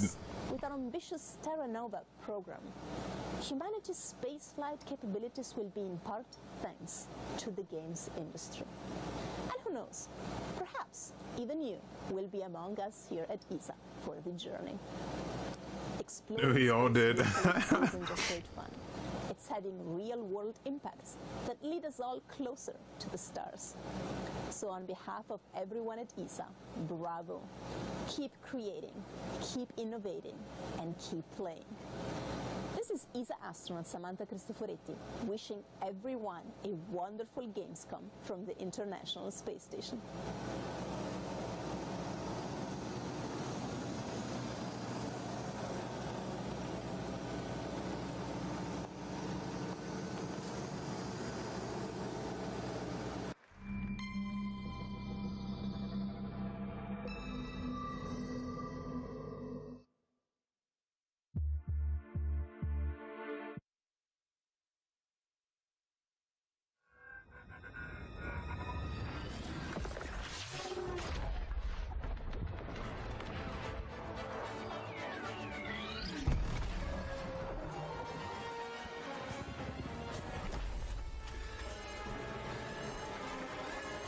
I think the biggest thing they announced for me so far is that PS5 Pro controller. I'm trying to get info on that ASAP.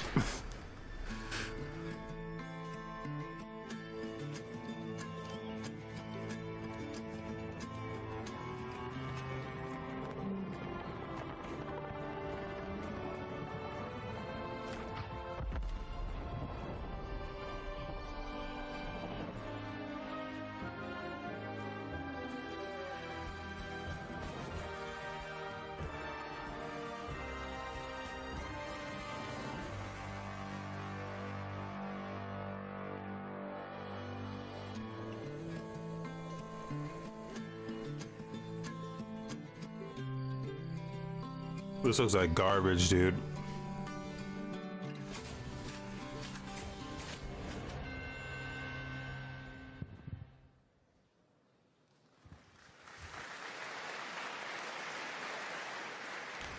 When we were looking at games for Gamescom Opening Night Live, one of the things I was most impressed with this year is there are a lot of European studios that want to debut games here, and also a lot of brand new IP, brand new worlds, and we're going to introduce one of those to you right now, and I think you're going to get pretty excited about it. Check out this world premiere.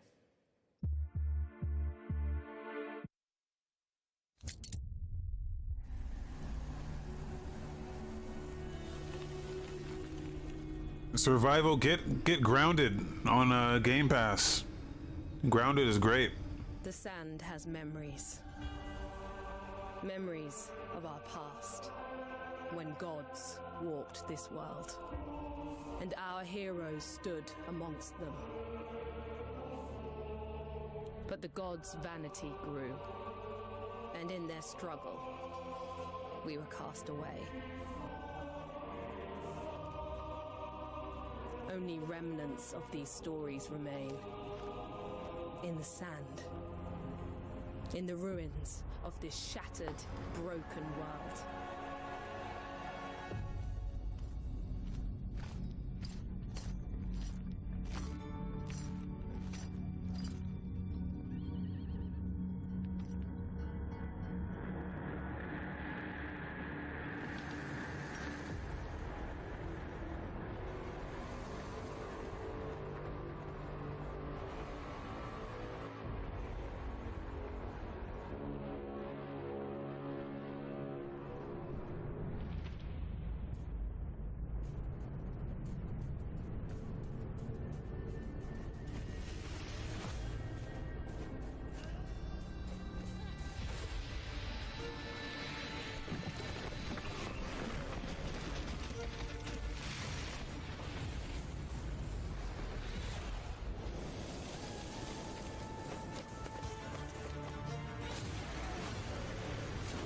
This is a cool trailer. Let me see some gameplay though.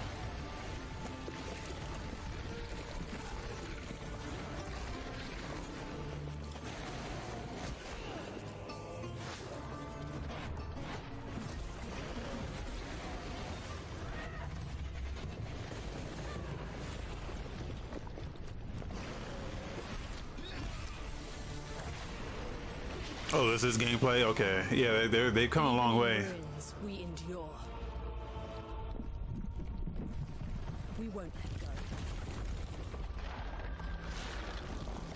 Let me find out there's another Destiny expansion. Fucking installing that game right now. And face gods. Atlas Fallen. Oh, here we go.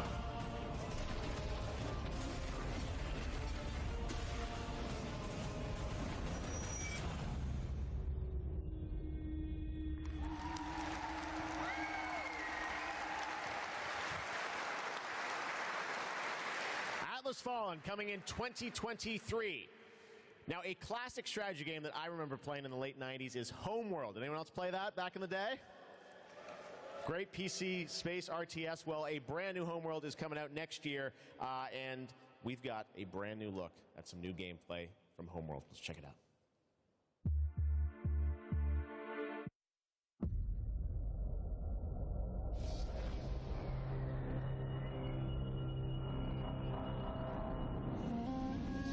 It was a simple perimeter scan, escorting resources. But we were ambushed by Kalan raiders.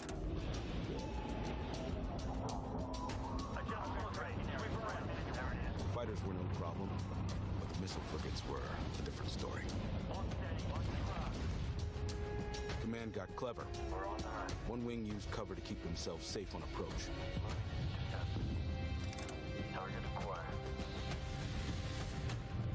While another group found a tunnel in the structure to sneak behind them. We're on the right path with range.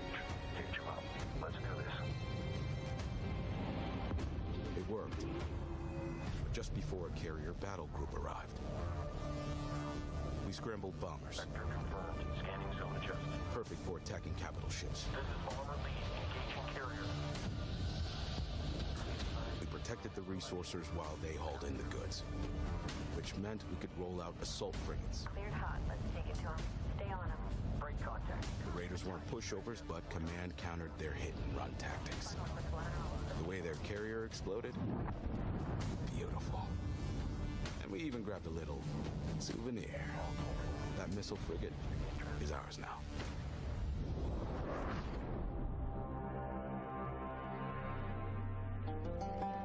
Fuck up. Yo. Just got back from vacation, so if I sound like all out of it, that's fine. I'm probably still a little hungover. Because it's the version 3.0 update to Genshin Impact, which is an incredible action RPG from Hoyoverse. Well, today we've got an exclusive new look at version 3.0 and the new Rainforest Nation, as well as a sneak peek of a mysterious ancient civilization and settlement that is found deep inside. So did I miss anything like really impressive? Nah, nope. Nope. I mean, unless you're like into the shit that they're showing, but yeah, I just got in, so I'm just kind of like whatever. Liza P. And a PS5, an official Sony-made Pro controller for PS5. I can get behind that. Which I'm looking for. Can get behind that. Life of P looked good. That was like, or Liza P. That was like, I was gonna say, like, was that like the Pinocchio theme, like Souls-like we heard about last year? Yeah, yeah. It says it's day one Game Pass. Oh fuck! Game Pass just keeps on giving, dude.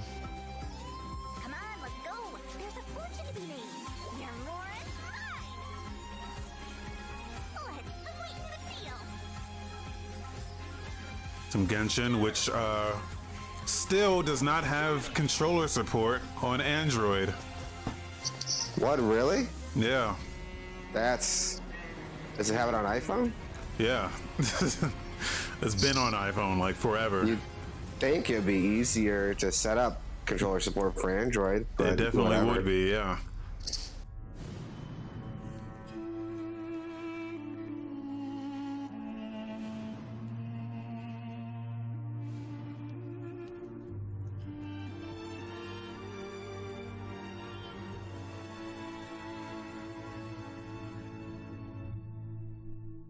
I still never played Genshin Impact. Like, everyone tells me I should try it, but it's fun. I'm playing so much shit right now. What an absolutely beautiful game. And that's not all from Hoyoverse, because they also have Honkai Star Rail in development. It's a grand interstellar adventure with strategic turn-based combat. And now we're going to take a new look at the story and adventure that awaits you in Honkai Star Rail. Oh my god, these guys are working on like 5 games now. Like after Genshin, these guys just blew the fuck up. Well, when you get as much money as Genshin Impact made, like you can afford to just like blow up.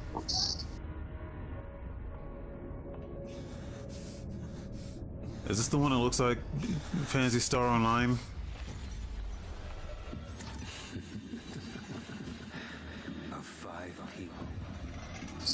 I didn't know they were working on something like Phantasy Star Online. Something that looked exactly like Pioneer 2. I was like, oh shit.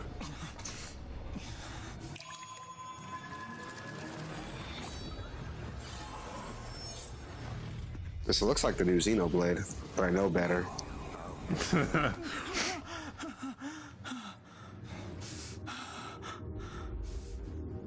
Senjo is in danger. This man, he... The train is about to make the jump. Hold on, everyone.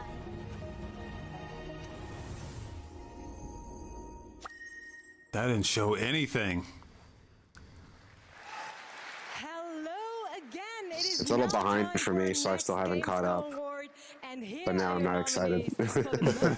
Microsoft Xbox game. The Dark Pictures, The Devil in Me. The last Yeah, I just finished. It didn't show me shit. Metal Hellsinger. Best Xbox game proceeds to show games that are not exclusive to Xbox. And here to accept the award is Bartek Leszczakowski, creative director at Plot Twist. Congratulations. Thank you. It's quite of a shocker for us. We just love good Metroidvania games, and we are working hard on making Benedict Fox just that. And I would like to thank Xbox team for their support, and Rogue team for being the best publisher ever. And especially I would like to thank my team in Krakow. They are crazy talented, and my hands hold the award, but their hands make the game. Dziękuję wam bardzo. Thank you. Congratulations once again, the last case of Benedict Fox. And Jeff, back to you. Thank you very much, Melly. Anyone here a fan of Justin Roiland? Rick and Morty? Well, he's got a brand new game, which you may have seen at Xbox's show in June, called High on Life. It is coming to Xbox and Game Pass in December, and they wanted to send us just a great gameplay clip. You're going to enjoy this. Talking guns in a boss fight, and that's all I'm going to say to set this up. I think you're going to really... This is a trip. Check this out. Oh shit, you're probably ahead of me, but it's about to show off that new like Justin Roiland game, that first person shooter. Oh, I'm excited for that one.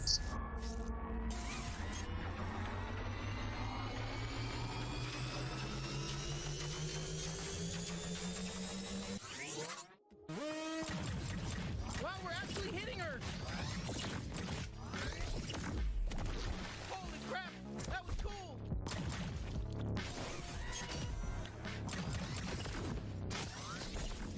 Come on, admit it, we're hurting you! No! Fuck you! Are you even a real bounty hunter? Jesus, it's so gross you even went in there!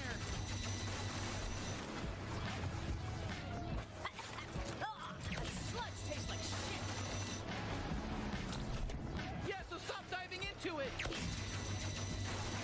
Shit, she's filling the place with sludge! Stay in the air! The gunplay looks really good, but I think like my gun talking to me is gonna get really old really fast. Yeah. I can deflect attacks. Did you know that? I'm not just all about stabbing. Well, I'm mostly all about stabbing. This is a good boss fight, though. It's more than just, you know, shooting the bitch. Yeah, this does look like a good ass boss fight. It's like stuff out of Metroid Prime. You know, this sludge matches your toxic personality. Fuck off. That was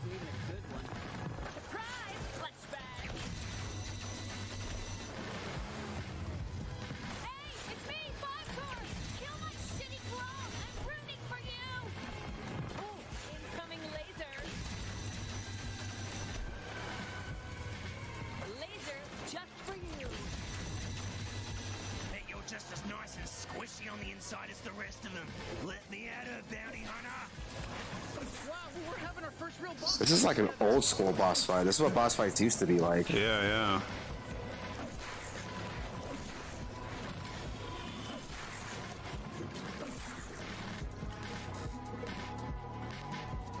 I'm the strongest out of all the Torg clones.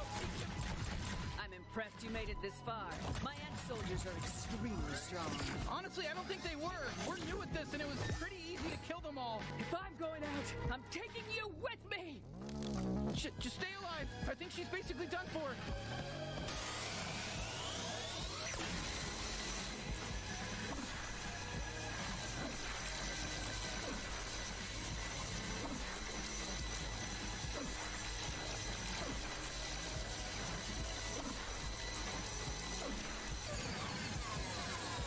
That's cool. That's I want to play that.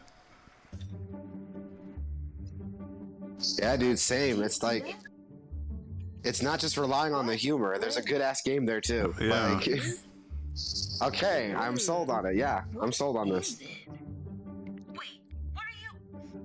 Don't eat that. Come on, dude. You know she's gonna eat it.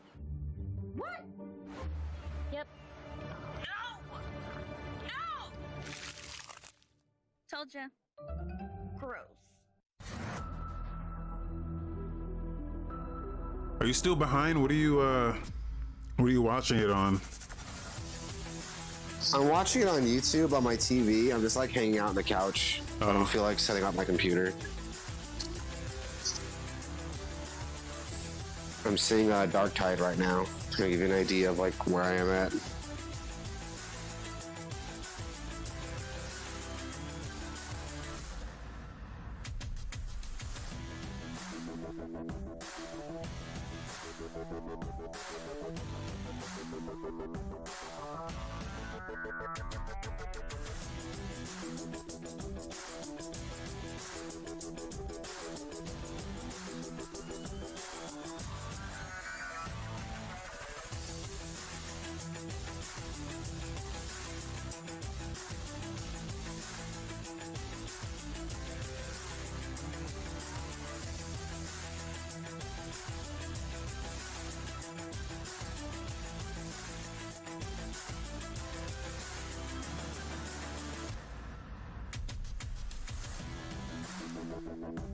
What the hell was that V Rising game? I didn't see that earlier.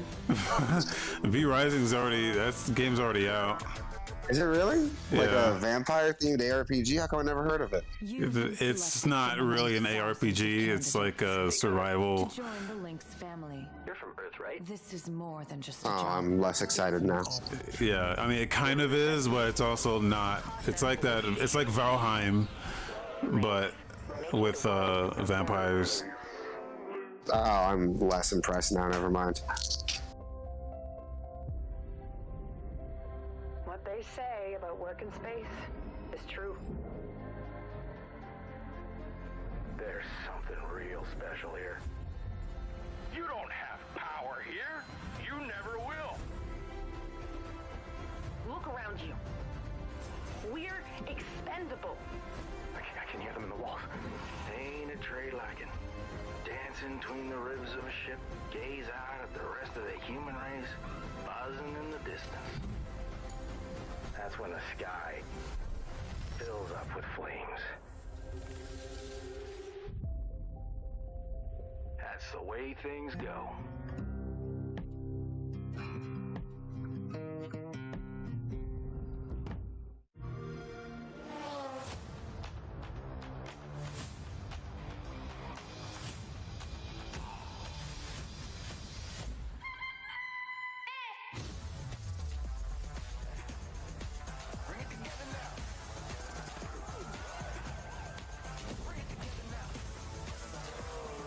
Okay, what the fuck is Mad Streets?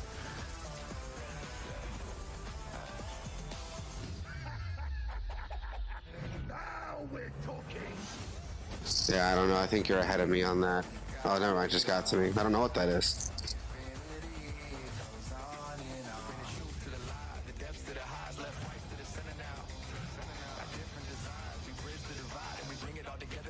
Oh, High on Life is on day one Game Pass. Fuck yeah, dude. Let's do it.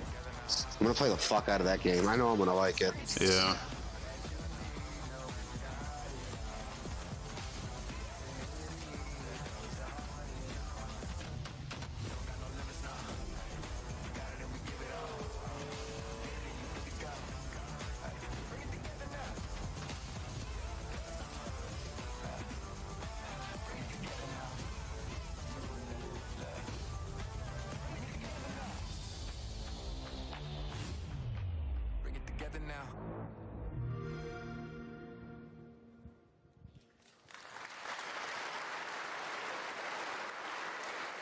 First announced back at the Game Awards. I just looked it up. High on Life is dropping October 25th. So mark your calendar. Nice. The trailer at the Game Awards to set up the world. Now you're going to get a first glimpse at the gameplay with this behind-the-scenes clip. Enjoy.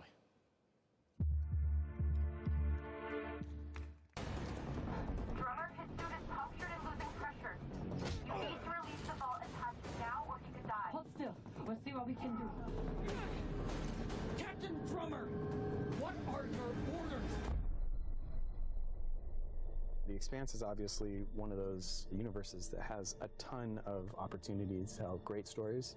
One of the things I'm super excited about is the zero-G stuff that we've been doing. A big part of when we're making the game, not only are we thinking about the characters, we also have to think about how can we evolve the genre in any way that will make players. I fucking never seen The Expanse. Everyone tells me it's like excellent, but it only lasted like what, one season? So like, how good can it be? I know you will. It's actually been a really Maybe they only needed one season. explore some of her more vulnerable sides that by the time we meet her in the series, they've been cauterized. Because this score, Drummer, this is the greatest score any scavenger has ever come across. Taro said 5 seasons. If you want any chance of unloading it. Yeah, I just googled it. It's 6 seasons, and apparently it's like very critically acclaimed. I had no idea. This is basically like sci-fi Game of Thrones. Move them on.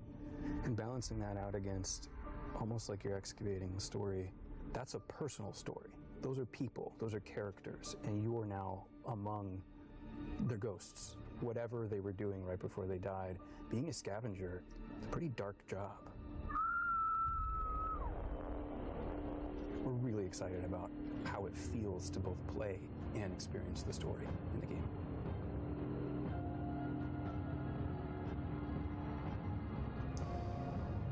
Whoever did this is long gone, and we still have a ship that's ready to be scavenged. So get to it.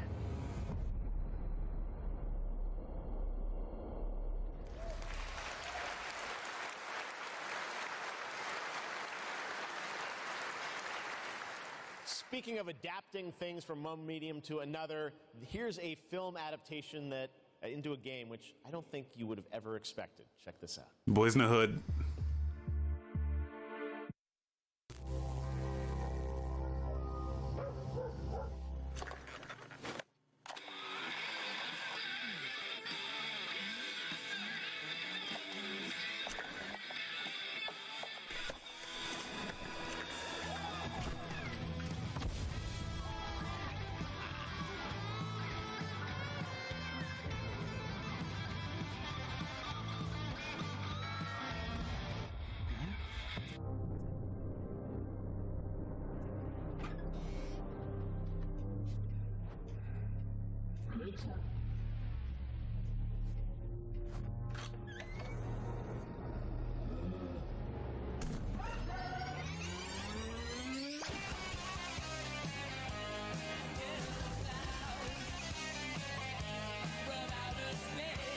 Okay. It hasn't finished for me. Okay. Don't spoil it. Yo, what the fuck? What the fuck? A Killer Clowns from Outer Space game? Holy shit! I could have lived to be at 100. I would have never thought this would be a game. Now we've got another brand new game announcement from a European publisher for a sci-fi action adventure. Here we go. I've never seen the movie, so. The movie's a fucking B-movie classic, honestly. Like it's a fun movie. It's a fun, like, campy B-horror movie, but like I would have never thought in a million years it would get like a video game. That's insane. It has been 6 months since the alien object known as the Metahedron suddenly appeared above Earth's atmosphere.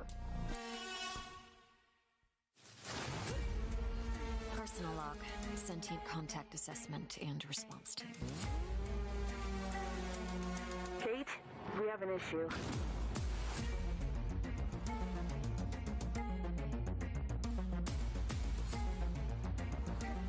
What happened? Power supply failing. Sensors offline. I'm switching to backup generators.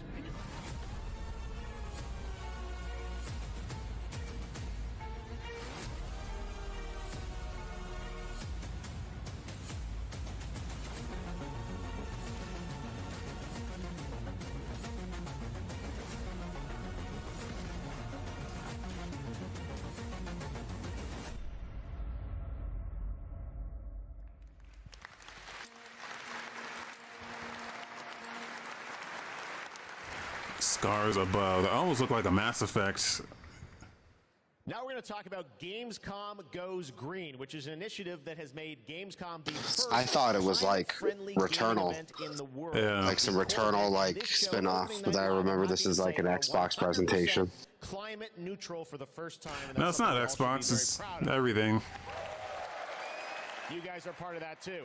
Now, as oh, is it? I thought this whole thing's been like a Game Pass presentation. No, it's just everything's on Game Pass. Yeah, might as well be though. Yeah. Award to the best sustainability concept from an exhibitor here at Gamescom, and the nominees are Microsoft, Xbox, Yuki, and the Indie Arena booth. And to find out the winner, let's turn it over to Melly. Thank you, Jeff. And yes, the winner of this year's Gamescom Goes Green Award is Yuki. And here to accept the award is Dr. Joe Twist, CEO of Yuki. Congratulations. Thank you so much. Thank you, Gamescom, for this wonderful award. It's brilliant to be recognized. Thank you to the Yuki team who works so hard every day to be greener. And thank you to the UN's Playing for the Planet Alliance for inspiring us to change. All right, they've so fantastic to they see updated the PlayStation blog with over the next year. The info on this controller. One planet to live on. Oh shit! I ain't get to see it yet. Does it look badass? Well, it's basically the same controller. It's a DualSense with like it's got triggers our games. on the back. Okay. And it's got it's got the trigger stops, so you can and together do like half pulls or like quarter pull trigger. Thank you very much. That's cool. No date on it though. Once again to Yuki. And remember, it is not only the organizers or exhibitors that can go green. Didn't Scuff make like a PS5 Pro style controller? Yeah, Scuff has controllers. Back to you. I think they usually just do Xbox though, mostly. Now it's time to announce a brand new game from a new studio of industry veterans working on an ambitious new RPG. Here's the first. Fucking stream froze. I'm like pissed. I can still hear everything, but nothing's changing.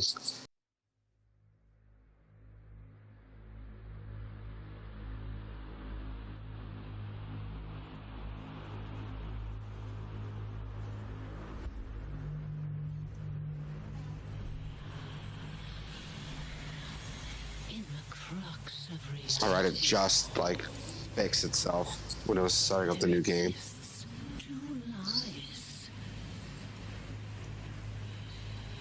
One before the shadow, and one behind the eye.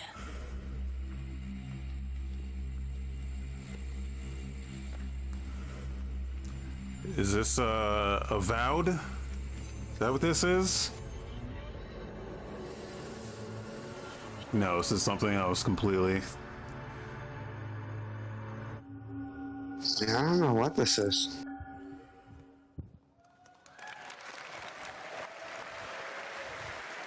Lots of news news here at Gamescom. All right, let's talk about Xbox and Age of Empires 4 that continues to expand.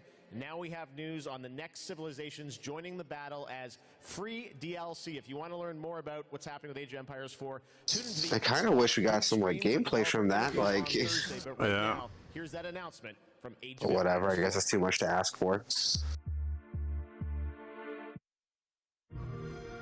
Age of Empires 4. Here's what we've been waiting for. And every empire must find their own path to victory.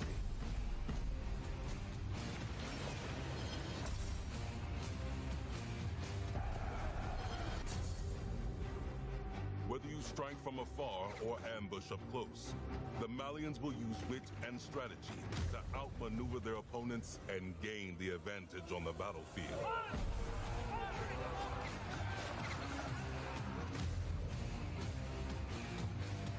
With powerful siege tools and the ability to rally large formations, the Ottomans can keep the pressure on to bring down their enemies' defenses.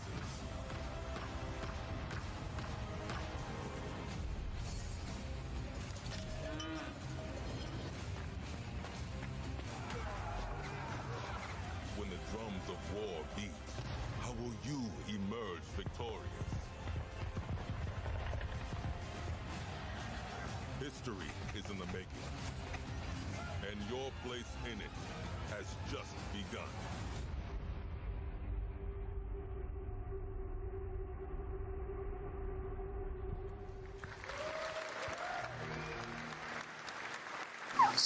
The Airbnb we were staying at had a huge mosquito problem. And like, I guess bug spray doesn't work for me because I ate the fuck up. Oh god. Have to wait long. It is coming this October, and Batgirl, Nightwing, Yeah, dude, it Robin, looks and like it's Red bad. Hood are gonna take over in Gotham Like, you ever seen a crackhead? How they have track marks all over their body? It's like that all over my feet and legs. Jesus, you sure those were mosquitoes? I hope it was mosquitoes. Check this out. But they ate me the fuck up, dude. It's terrible. Jim Gordon never gave up on anything. That's why Gotham City is still here. I was fucking grilling outside, and I looked down and I saw them just like chewing up on my foot. Oh. There's like a whole bunch, like a whole family of them just digging in. It's disgusting.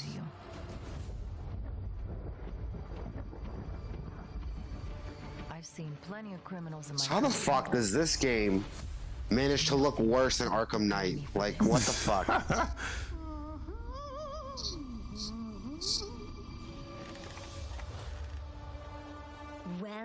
Nothing they've shown off about this game has like impressed me yet. Yeah. And I'm like offended that this game exists. Like, this looks so fucking bad. Blood in the water. And the sharks. I have to like remind myself it's not like the original like Rocksteady guys working on this. That they're making the Suicide Squad game, and they got like their B team to put this piece of shit together. A storm has risen over Gotham. It just feels like it's like 3 years too late. Everything this game is doing has been done already. Yes, it's been done by times. other games better. And it's such a weird concept. It's like, oh, we're gonna be a story-driven like Batman Arkham game. We're gonna have live service elements for some fucking reason, and a weird like loop-based RPG progression system that doesn't make any fucking sense. Yeah. You got my back? God, this looks fucking terrible.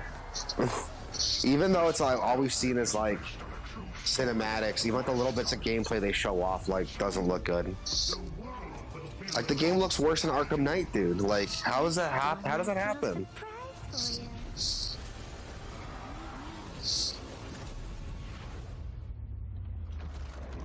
Come to watch the show, Red Hood. Nah, I'm just here to kick your ass.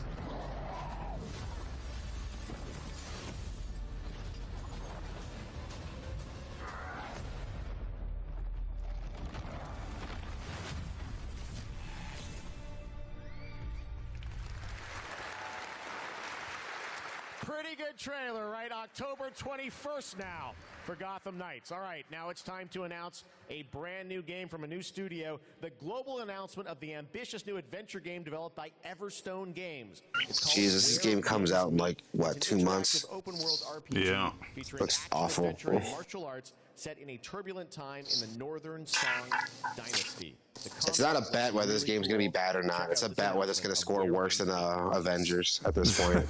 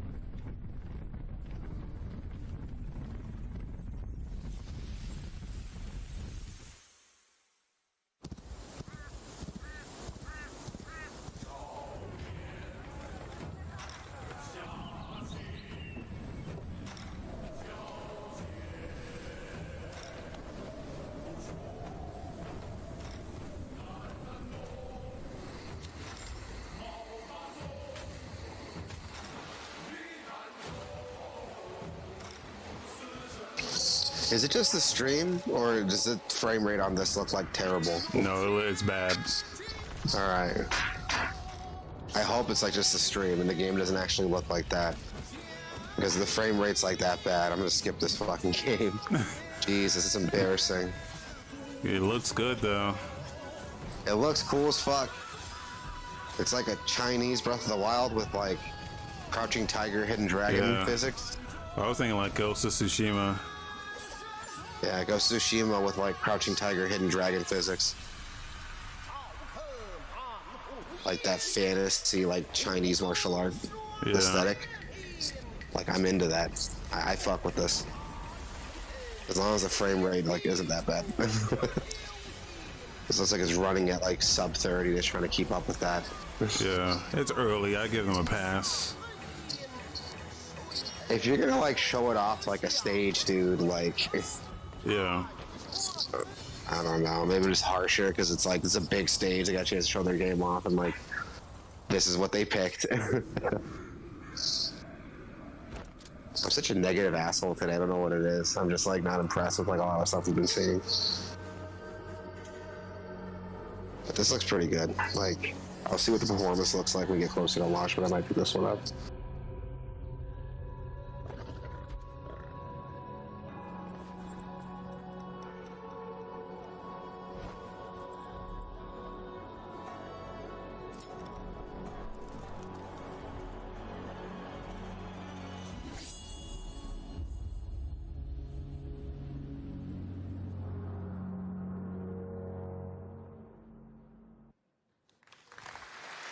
Where winds meet. Again, so much new IP tonight. It's really cool. All right. Back when we started ONL in 2019, a very special guest joined me here in person to close the show. And this year, when I told him that we were going to be back here live in person, he said, well, I got to take part in some way. So please say hello to my good friend, Hideo Kojima. Mr. Kojima? Thank you, Jeff. Here we go. Gamescom の皆さん、こんにちは。小島秀夫です。僕は今ですね、ゲームの制作、ゲームの新作に取り組んでおりますが、今回は別のニュースのお知らせとなります。I wonder if those two are actually like friends in real life, or if Hideo's just like whatever, free press. なんと独占配信することになりました。おー。それでですね、英語版と日本語版をそれぞれ同時通訳を交えて制作するというですね、新しい試みです。全世界のリスナーに向けてお届けをしたいと思います。またですね、ジェフ・キーによるエンタメ業界ニュースのコーナーもレギュラー化の決定です。第1回の配信は9月8日を予定しております。各分野を代表するですね、Like jokes aside, I would listen to a Hideo Kojima podcast. ぜひリンクをチェックして楽しみに待っていてください。以上、小島秀夫でした。ありがとうございます。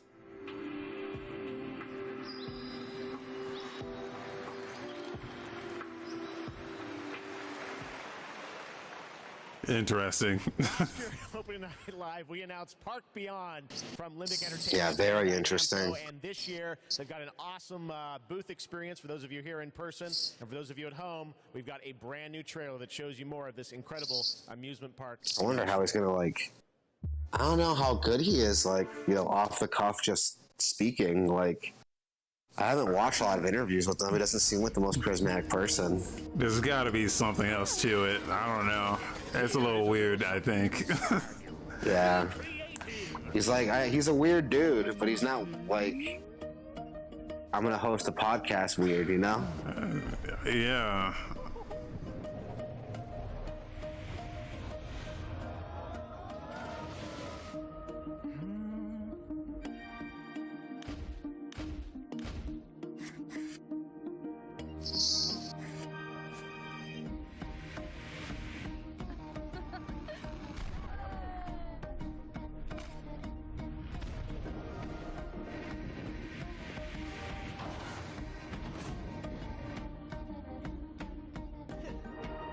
Great job, guys. This has a lot of potential.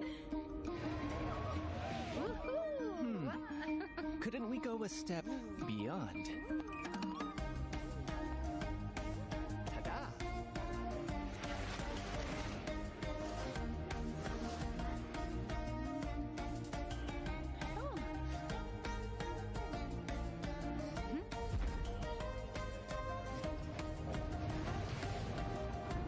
My thing about like roller coaster games is that they never let me do the thing I want to do, which is make one ride go through another ride.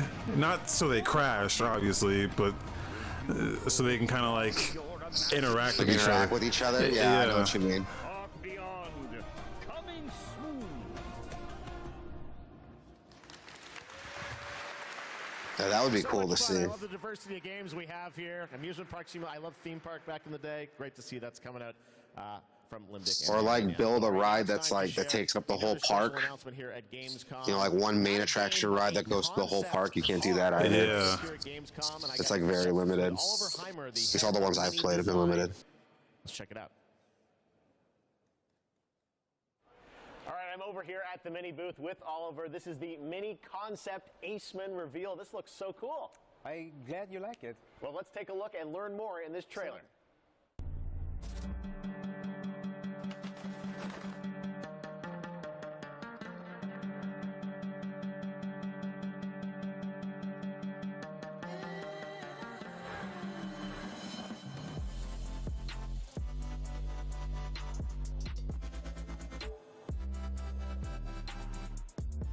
This is stupid.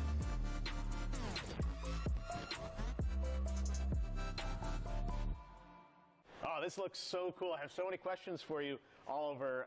First of all, I want to ask you about this partnership, a car with gaming features and Pokemon. How did this come together?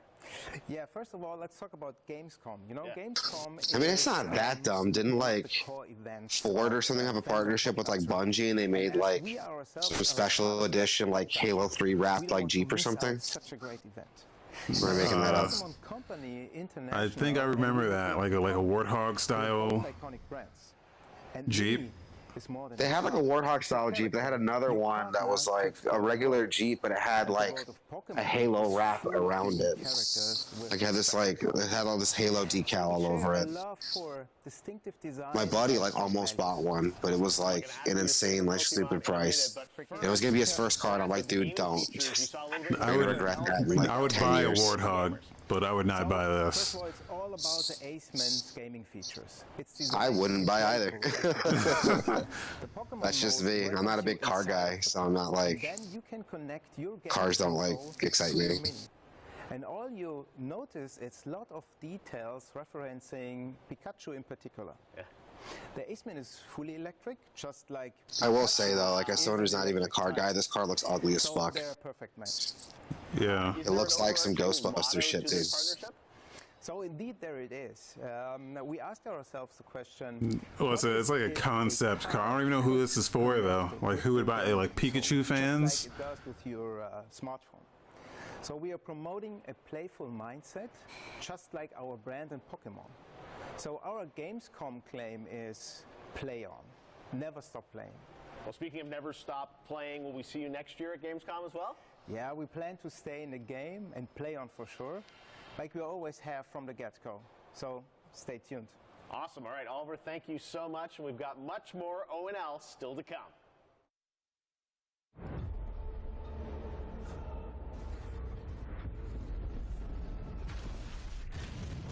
Darktide is a first-person co-op game set in the grim-dark future of Warhammer 40,000. That whole car was just a giant waste of time, dude. It was like an ad spot. They had to make their money. I get it, but it's like that was dumb as fuck. If anyone buys that, let us know in the chat so I can make fun of you. I don't like making fun of people for their taste, but if you buy that car, I'll make fun of you. I'll make an exception. You can expect no help. No reinforcements. You are Tertium's last line of defense.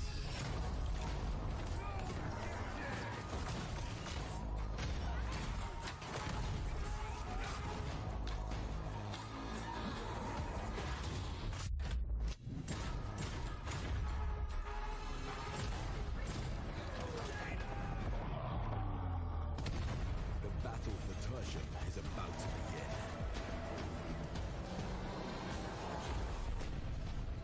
Rejects will rise.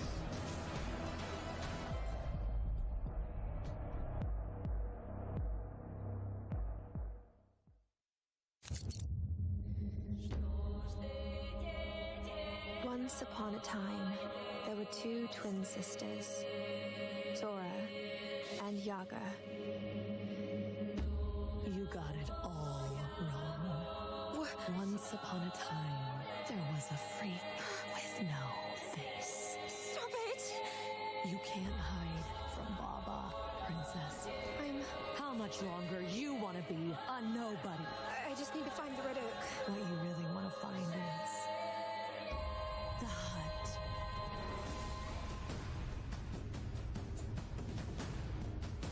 What the hell is wrong with this forest?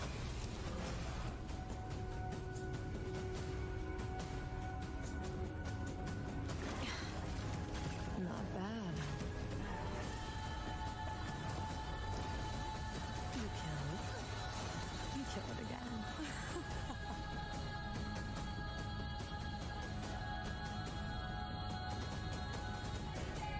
If anything bad happens, always head straight to the Red Oak.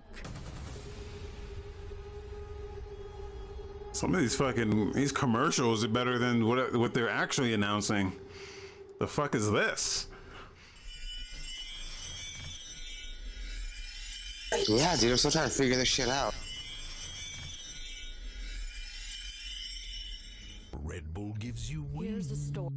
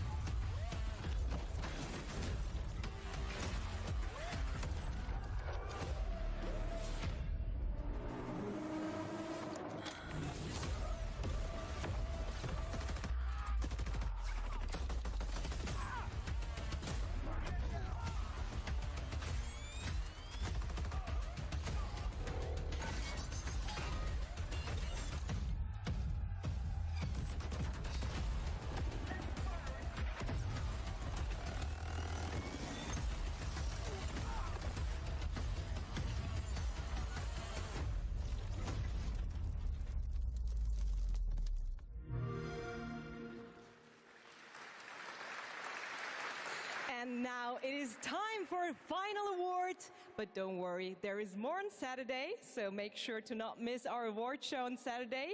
But here are your nominees for the most wanted Sony PlayStation game. The Dark Pictures, The Devil in Me. Lies of P. One Piece Odyssey. The most wanted PlayStation game, which none of them are PlayStation games. And the winner is Lies of P. Yeah, a lot of these like most wanted PlayStation games were on the most wanted Xbox games list too. Yeah. First of all, I'm very proud of my team members, and we always do our best to live up to our team's name enough. And finally, do you know BTS? Like BTS in Korean pop, will be enough in the Korean gaming industry. Thank you. 감사합니다. Thank you. Congratulations once again to Lies of P. Thank you so much. And yes, that's it from me for tonight. But before I say goodbye, I want to bring your attention to a more serious matter. The past 5 months of war have been devastating for the Ukrainian families, and UNICEF and partners on the ground are supporting those in need. And of course, funds are needed. So please consider donating at unicef.org if it's possible. And yes, we have to take care of each other. Gamescom also supports the development of Antura, the language learning game for Ukrainian children. Antura is based on an app which was made for Syrian war refugees to learn the local language. And I mean, in times like this, it is more important than ever to take care of each other. And I hope you keep that in mind, not only for Gamescom this week, but way after. Thank you so much. That's it from me, and have a wonderful Gamescom. Jeff, back to you. Thank you, Melly. Great to have you with us. We got a few more games to go. Now, one of the great things about Gamescom is we love to profile games made in Germany, and this next game was made by 4 students in Berlin. It was a big success on Steam, and now it's coming to a new platform, and we've got the announcement right now.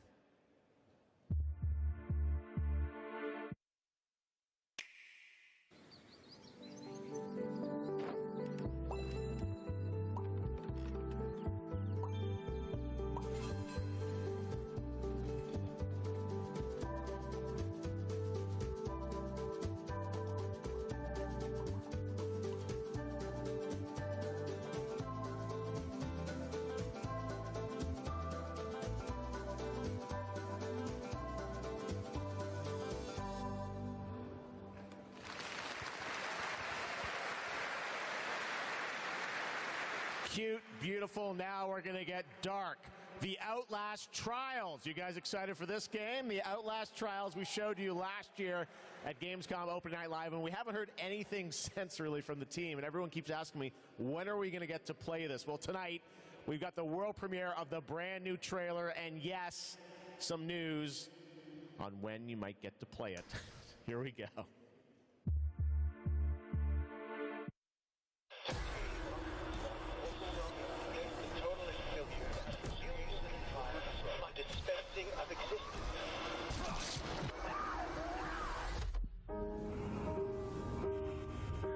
To create constant pressure, absolute failure control.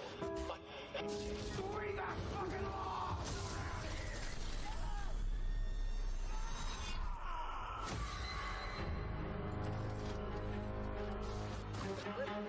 Resist an assault upon identity.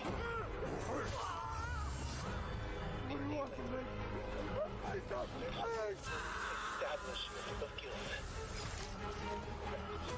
Look at that pretty face.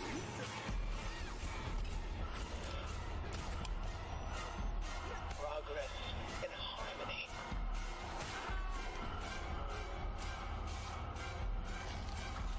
Self-betrayal. A subjugation. I don't really know what I'm looking at here.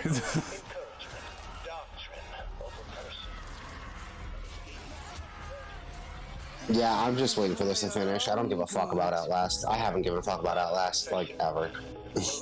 Yeah. Well, I think this is like different. This is like a. Well, I thought it was different. It's not like a real Outlast game. I thought it was like a competitive multiplayer thing. Political criminals are subjected to a literally fatal dispensing of existence by the promise of execution.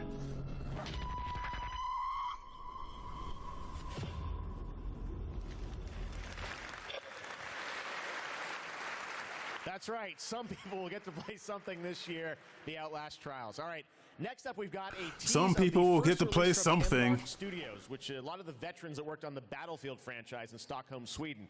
They've got a shooter wrapped in a game show format where destruction is going to play a key role. What we've got here is a short tease with some actual gameplay in it. The full reveal is coming later in September. You can sign up starting now to get in to start play tests of this. Check out the finals.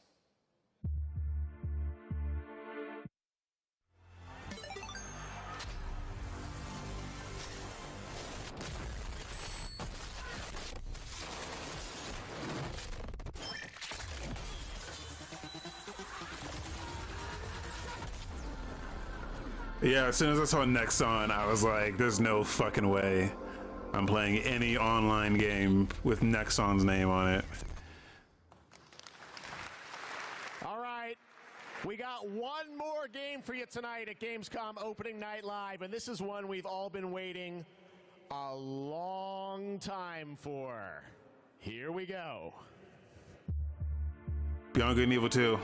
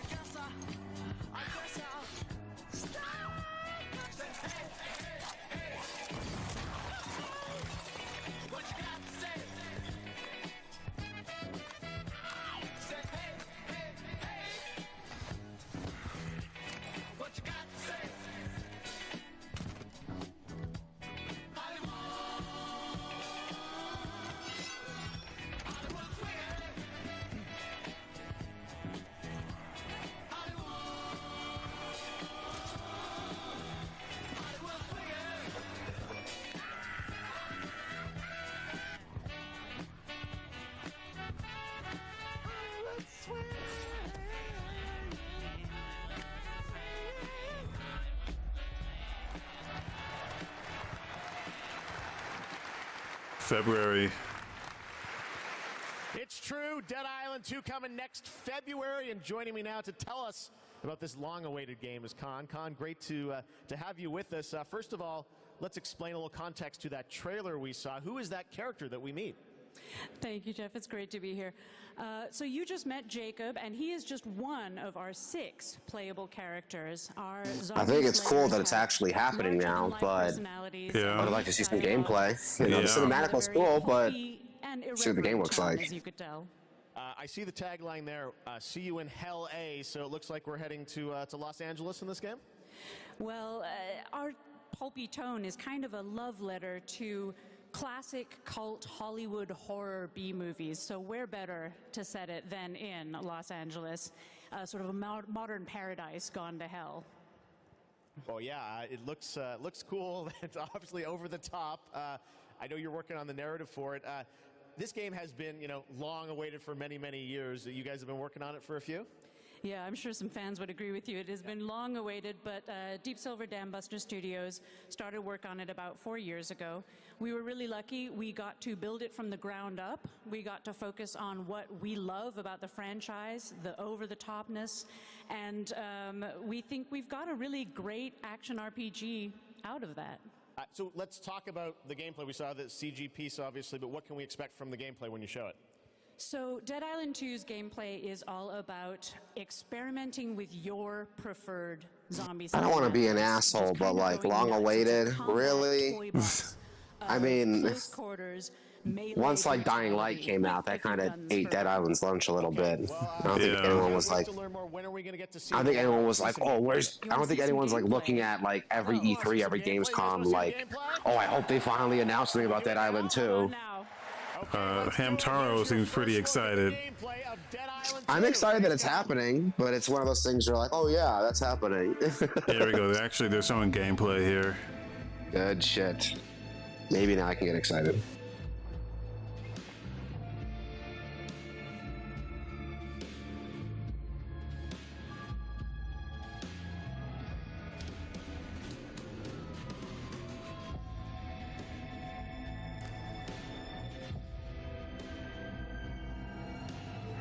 Stand the fuck back. It's hammer time.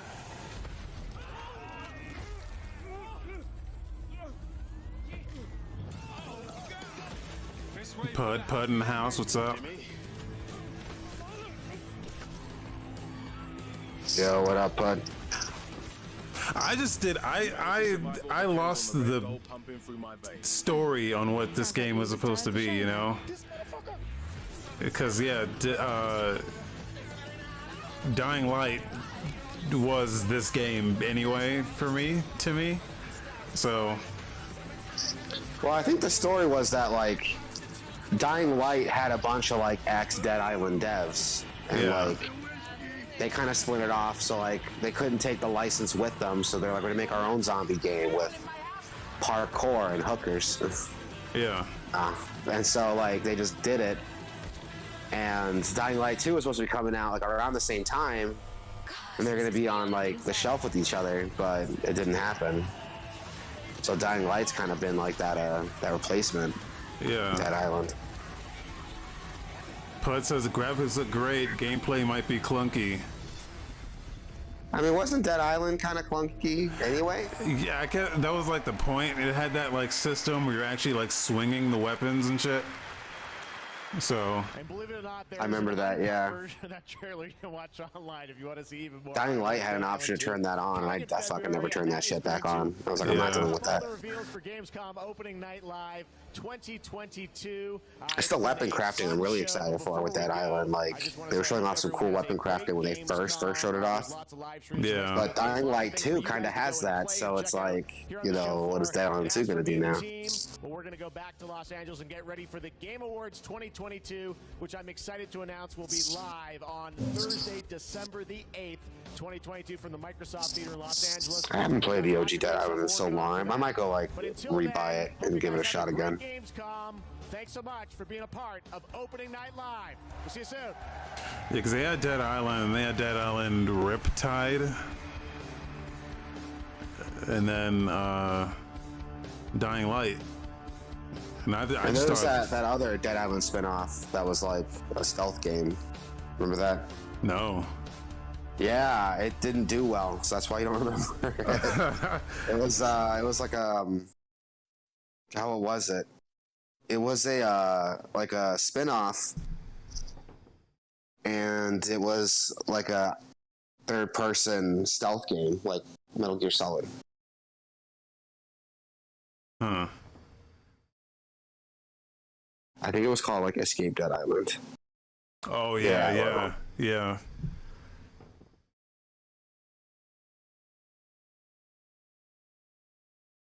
All right. Well, that's Gamescom opening night live. Not a lot of exciting shit happening there. Okay, Yeah, not too much to stand out. Like Dead Island looks good.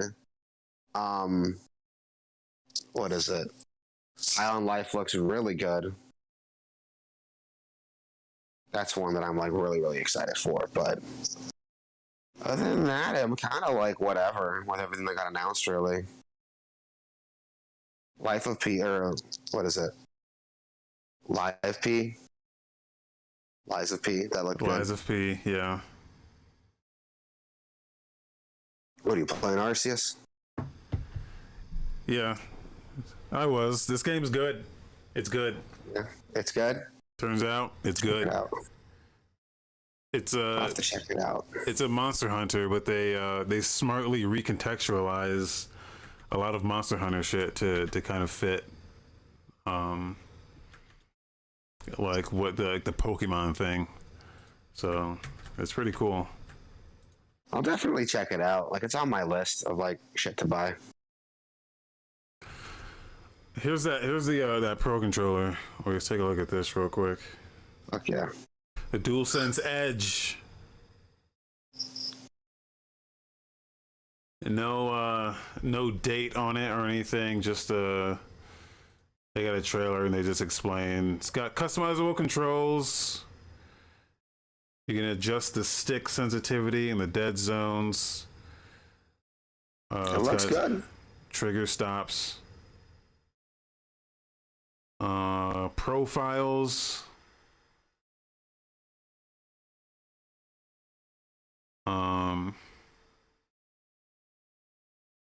There's a function button on the controller, so you can swap between profiles, adjust game volume, adjust chat balance. You can't already just do that. That looks really good. Changeable stick caps and back buttons, replaceable stick modules. I mean, it's basically it's an Elite controller for PlayStation. Yeah. So everything that controller did, this one looks like it'll do. I definitely need to get, like, I don't have a PS5 yet, but if I do, I'm getting that controller. Like, You don't really need a PS5. I would use this just on PC. But I already have like an Xbox Pro controller, so yeah, why would I get another one? Well, the DualSense has features that That's true. It only works wired right now. I'm sure they'll do it wirelessly, but you can only have those features if you plug it in on PC.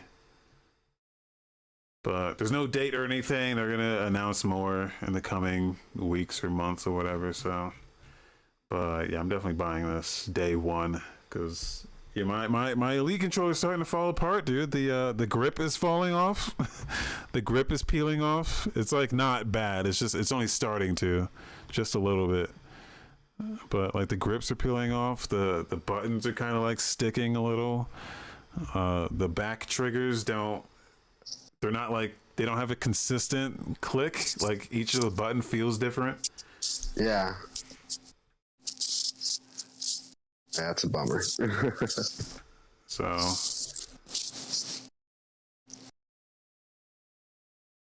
But yeah, that's gonna do it. I think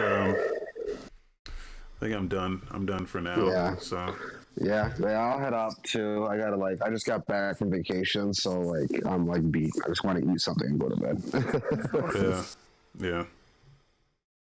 All right, this is fun. I can't wait to see what Gamescom does tomorrow. Hopefully, it'll be something dope. Yeah, we'll keep following the announcements, and then we'll round everything up for the podcast. For sure, man. All right, talk to you later. All right. Bye.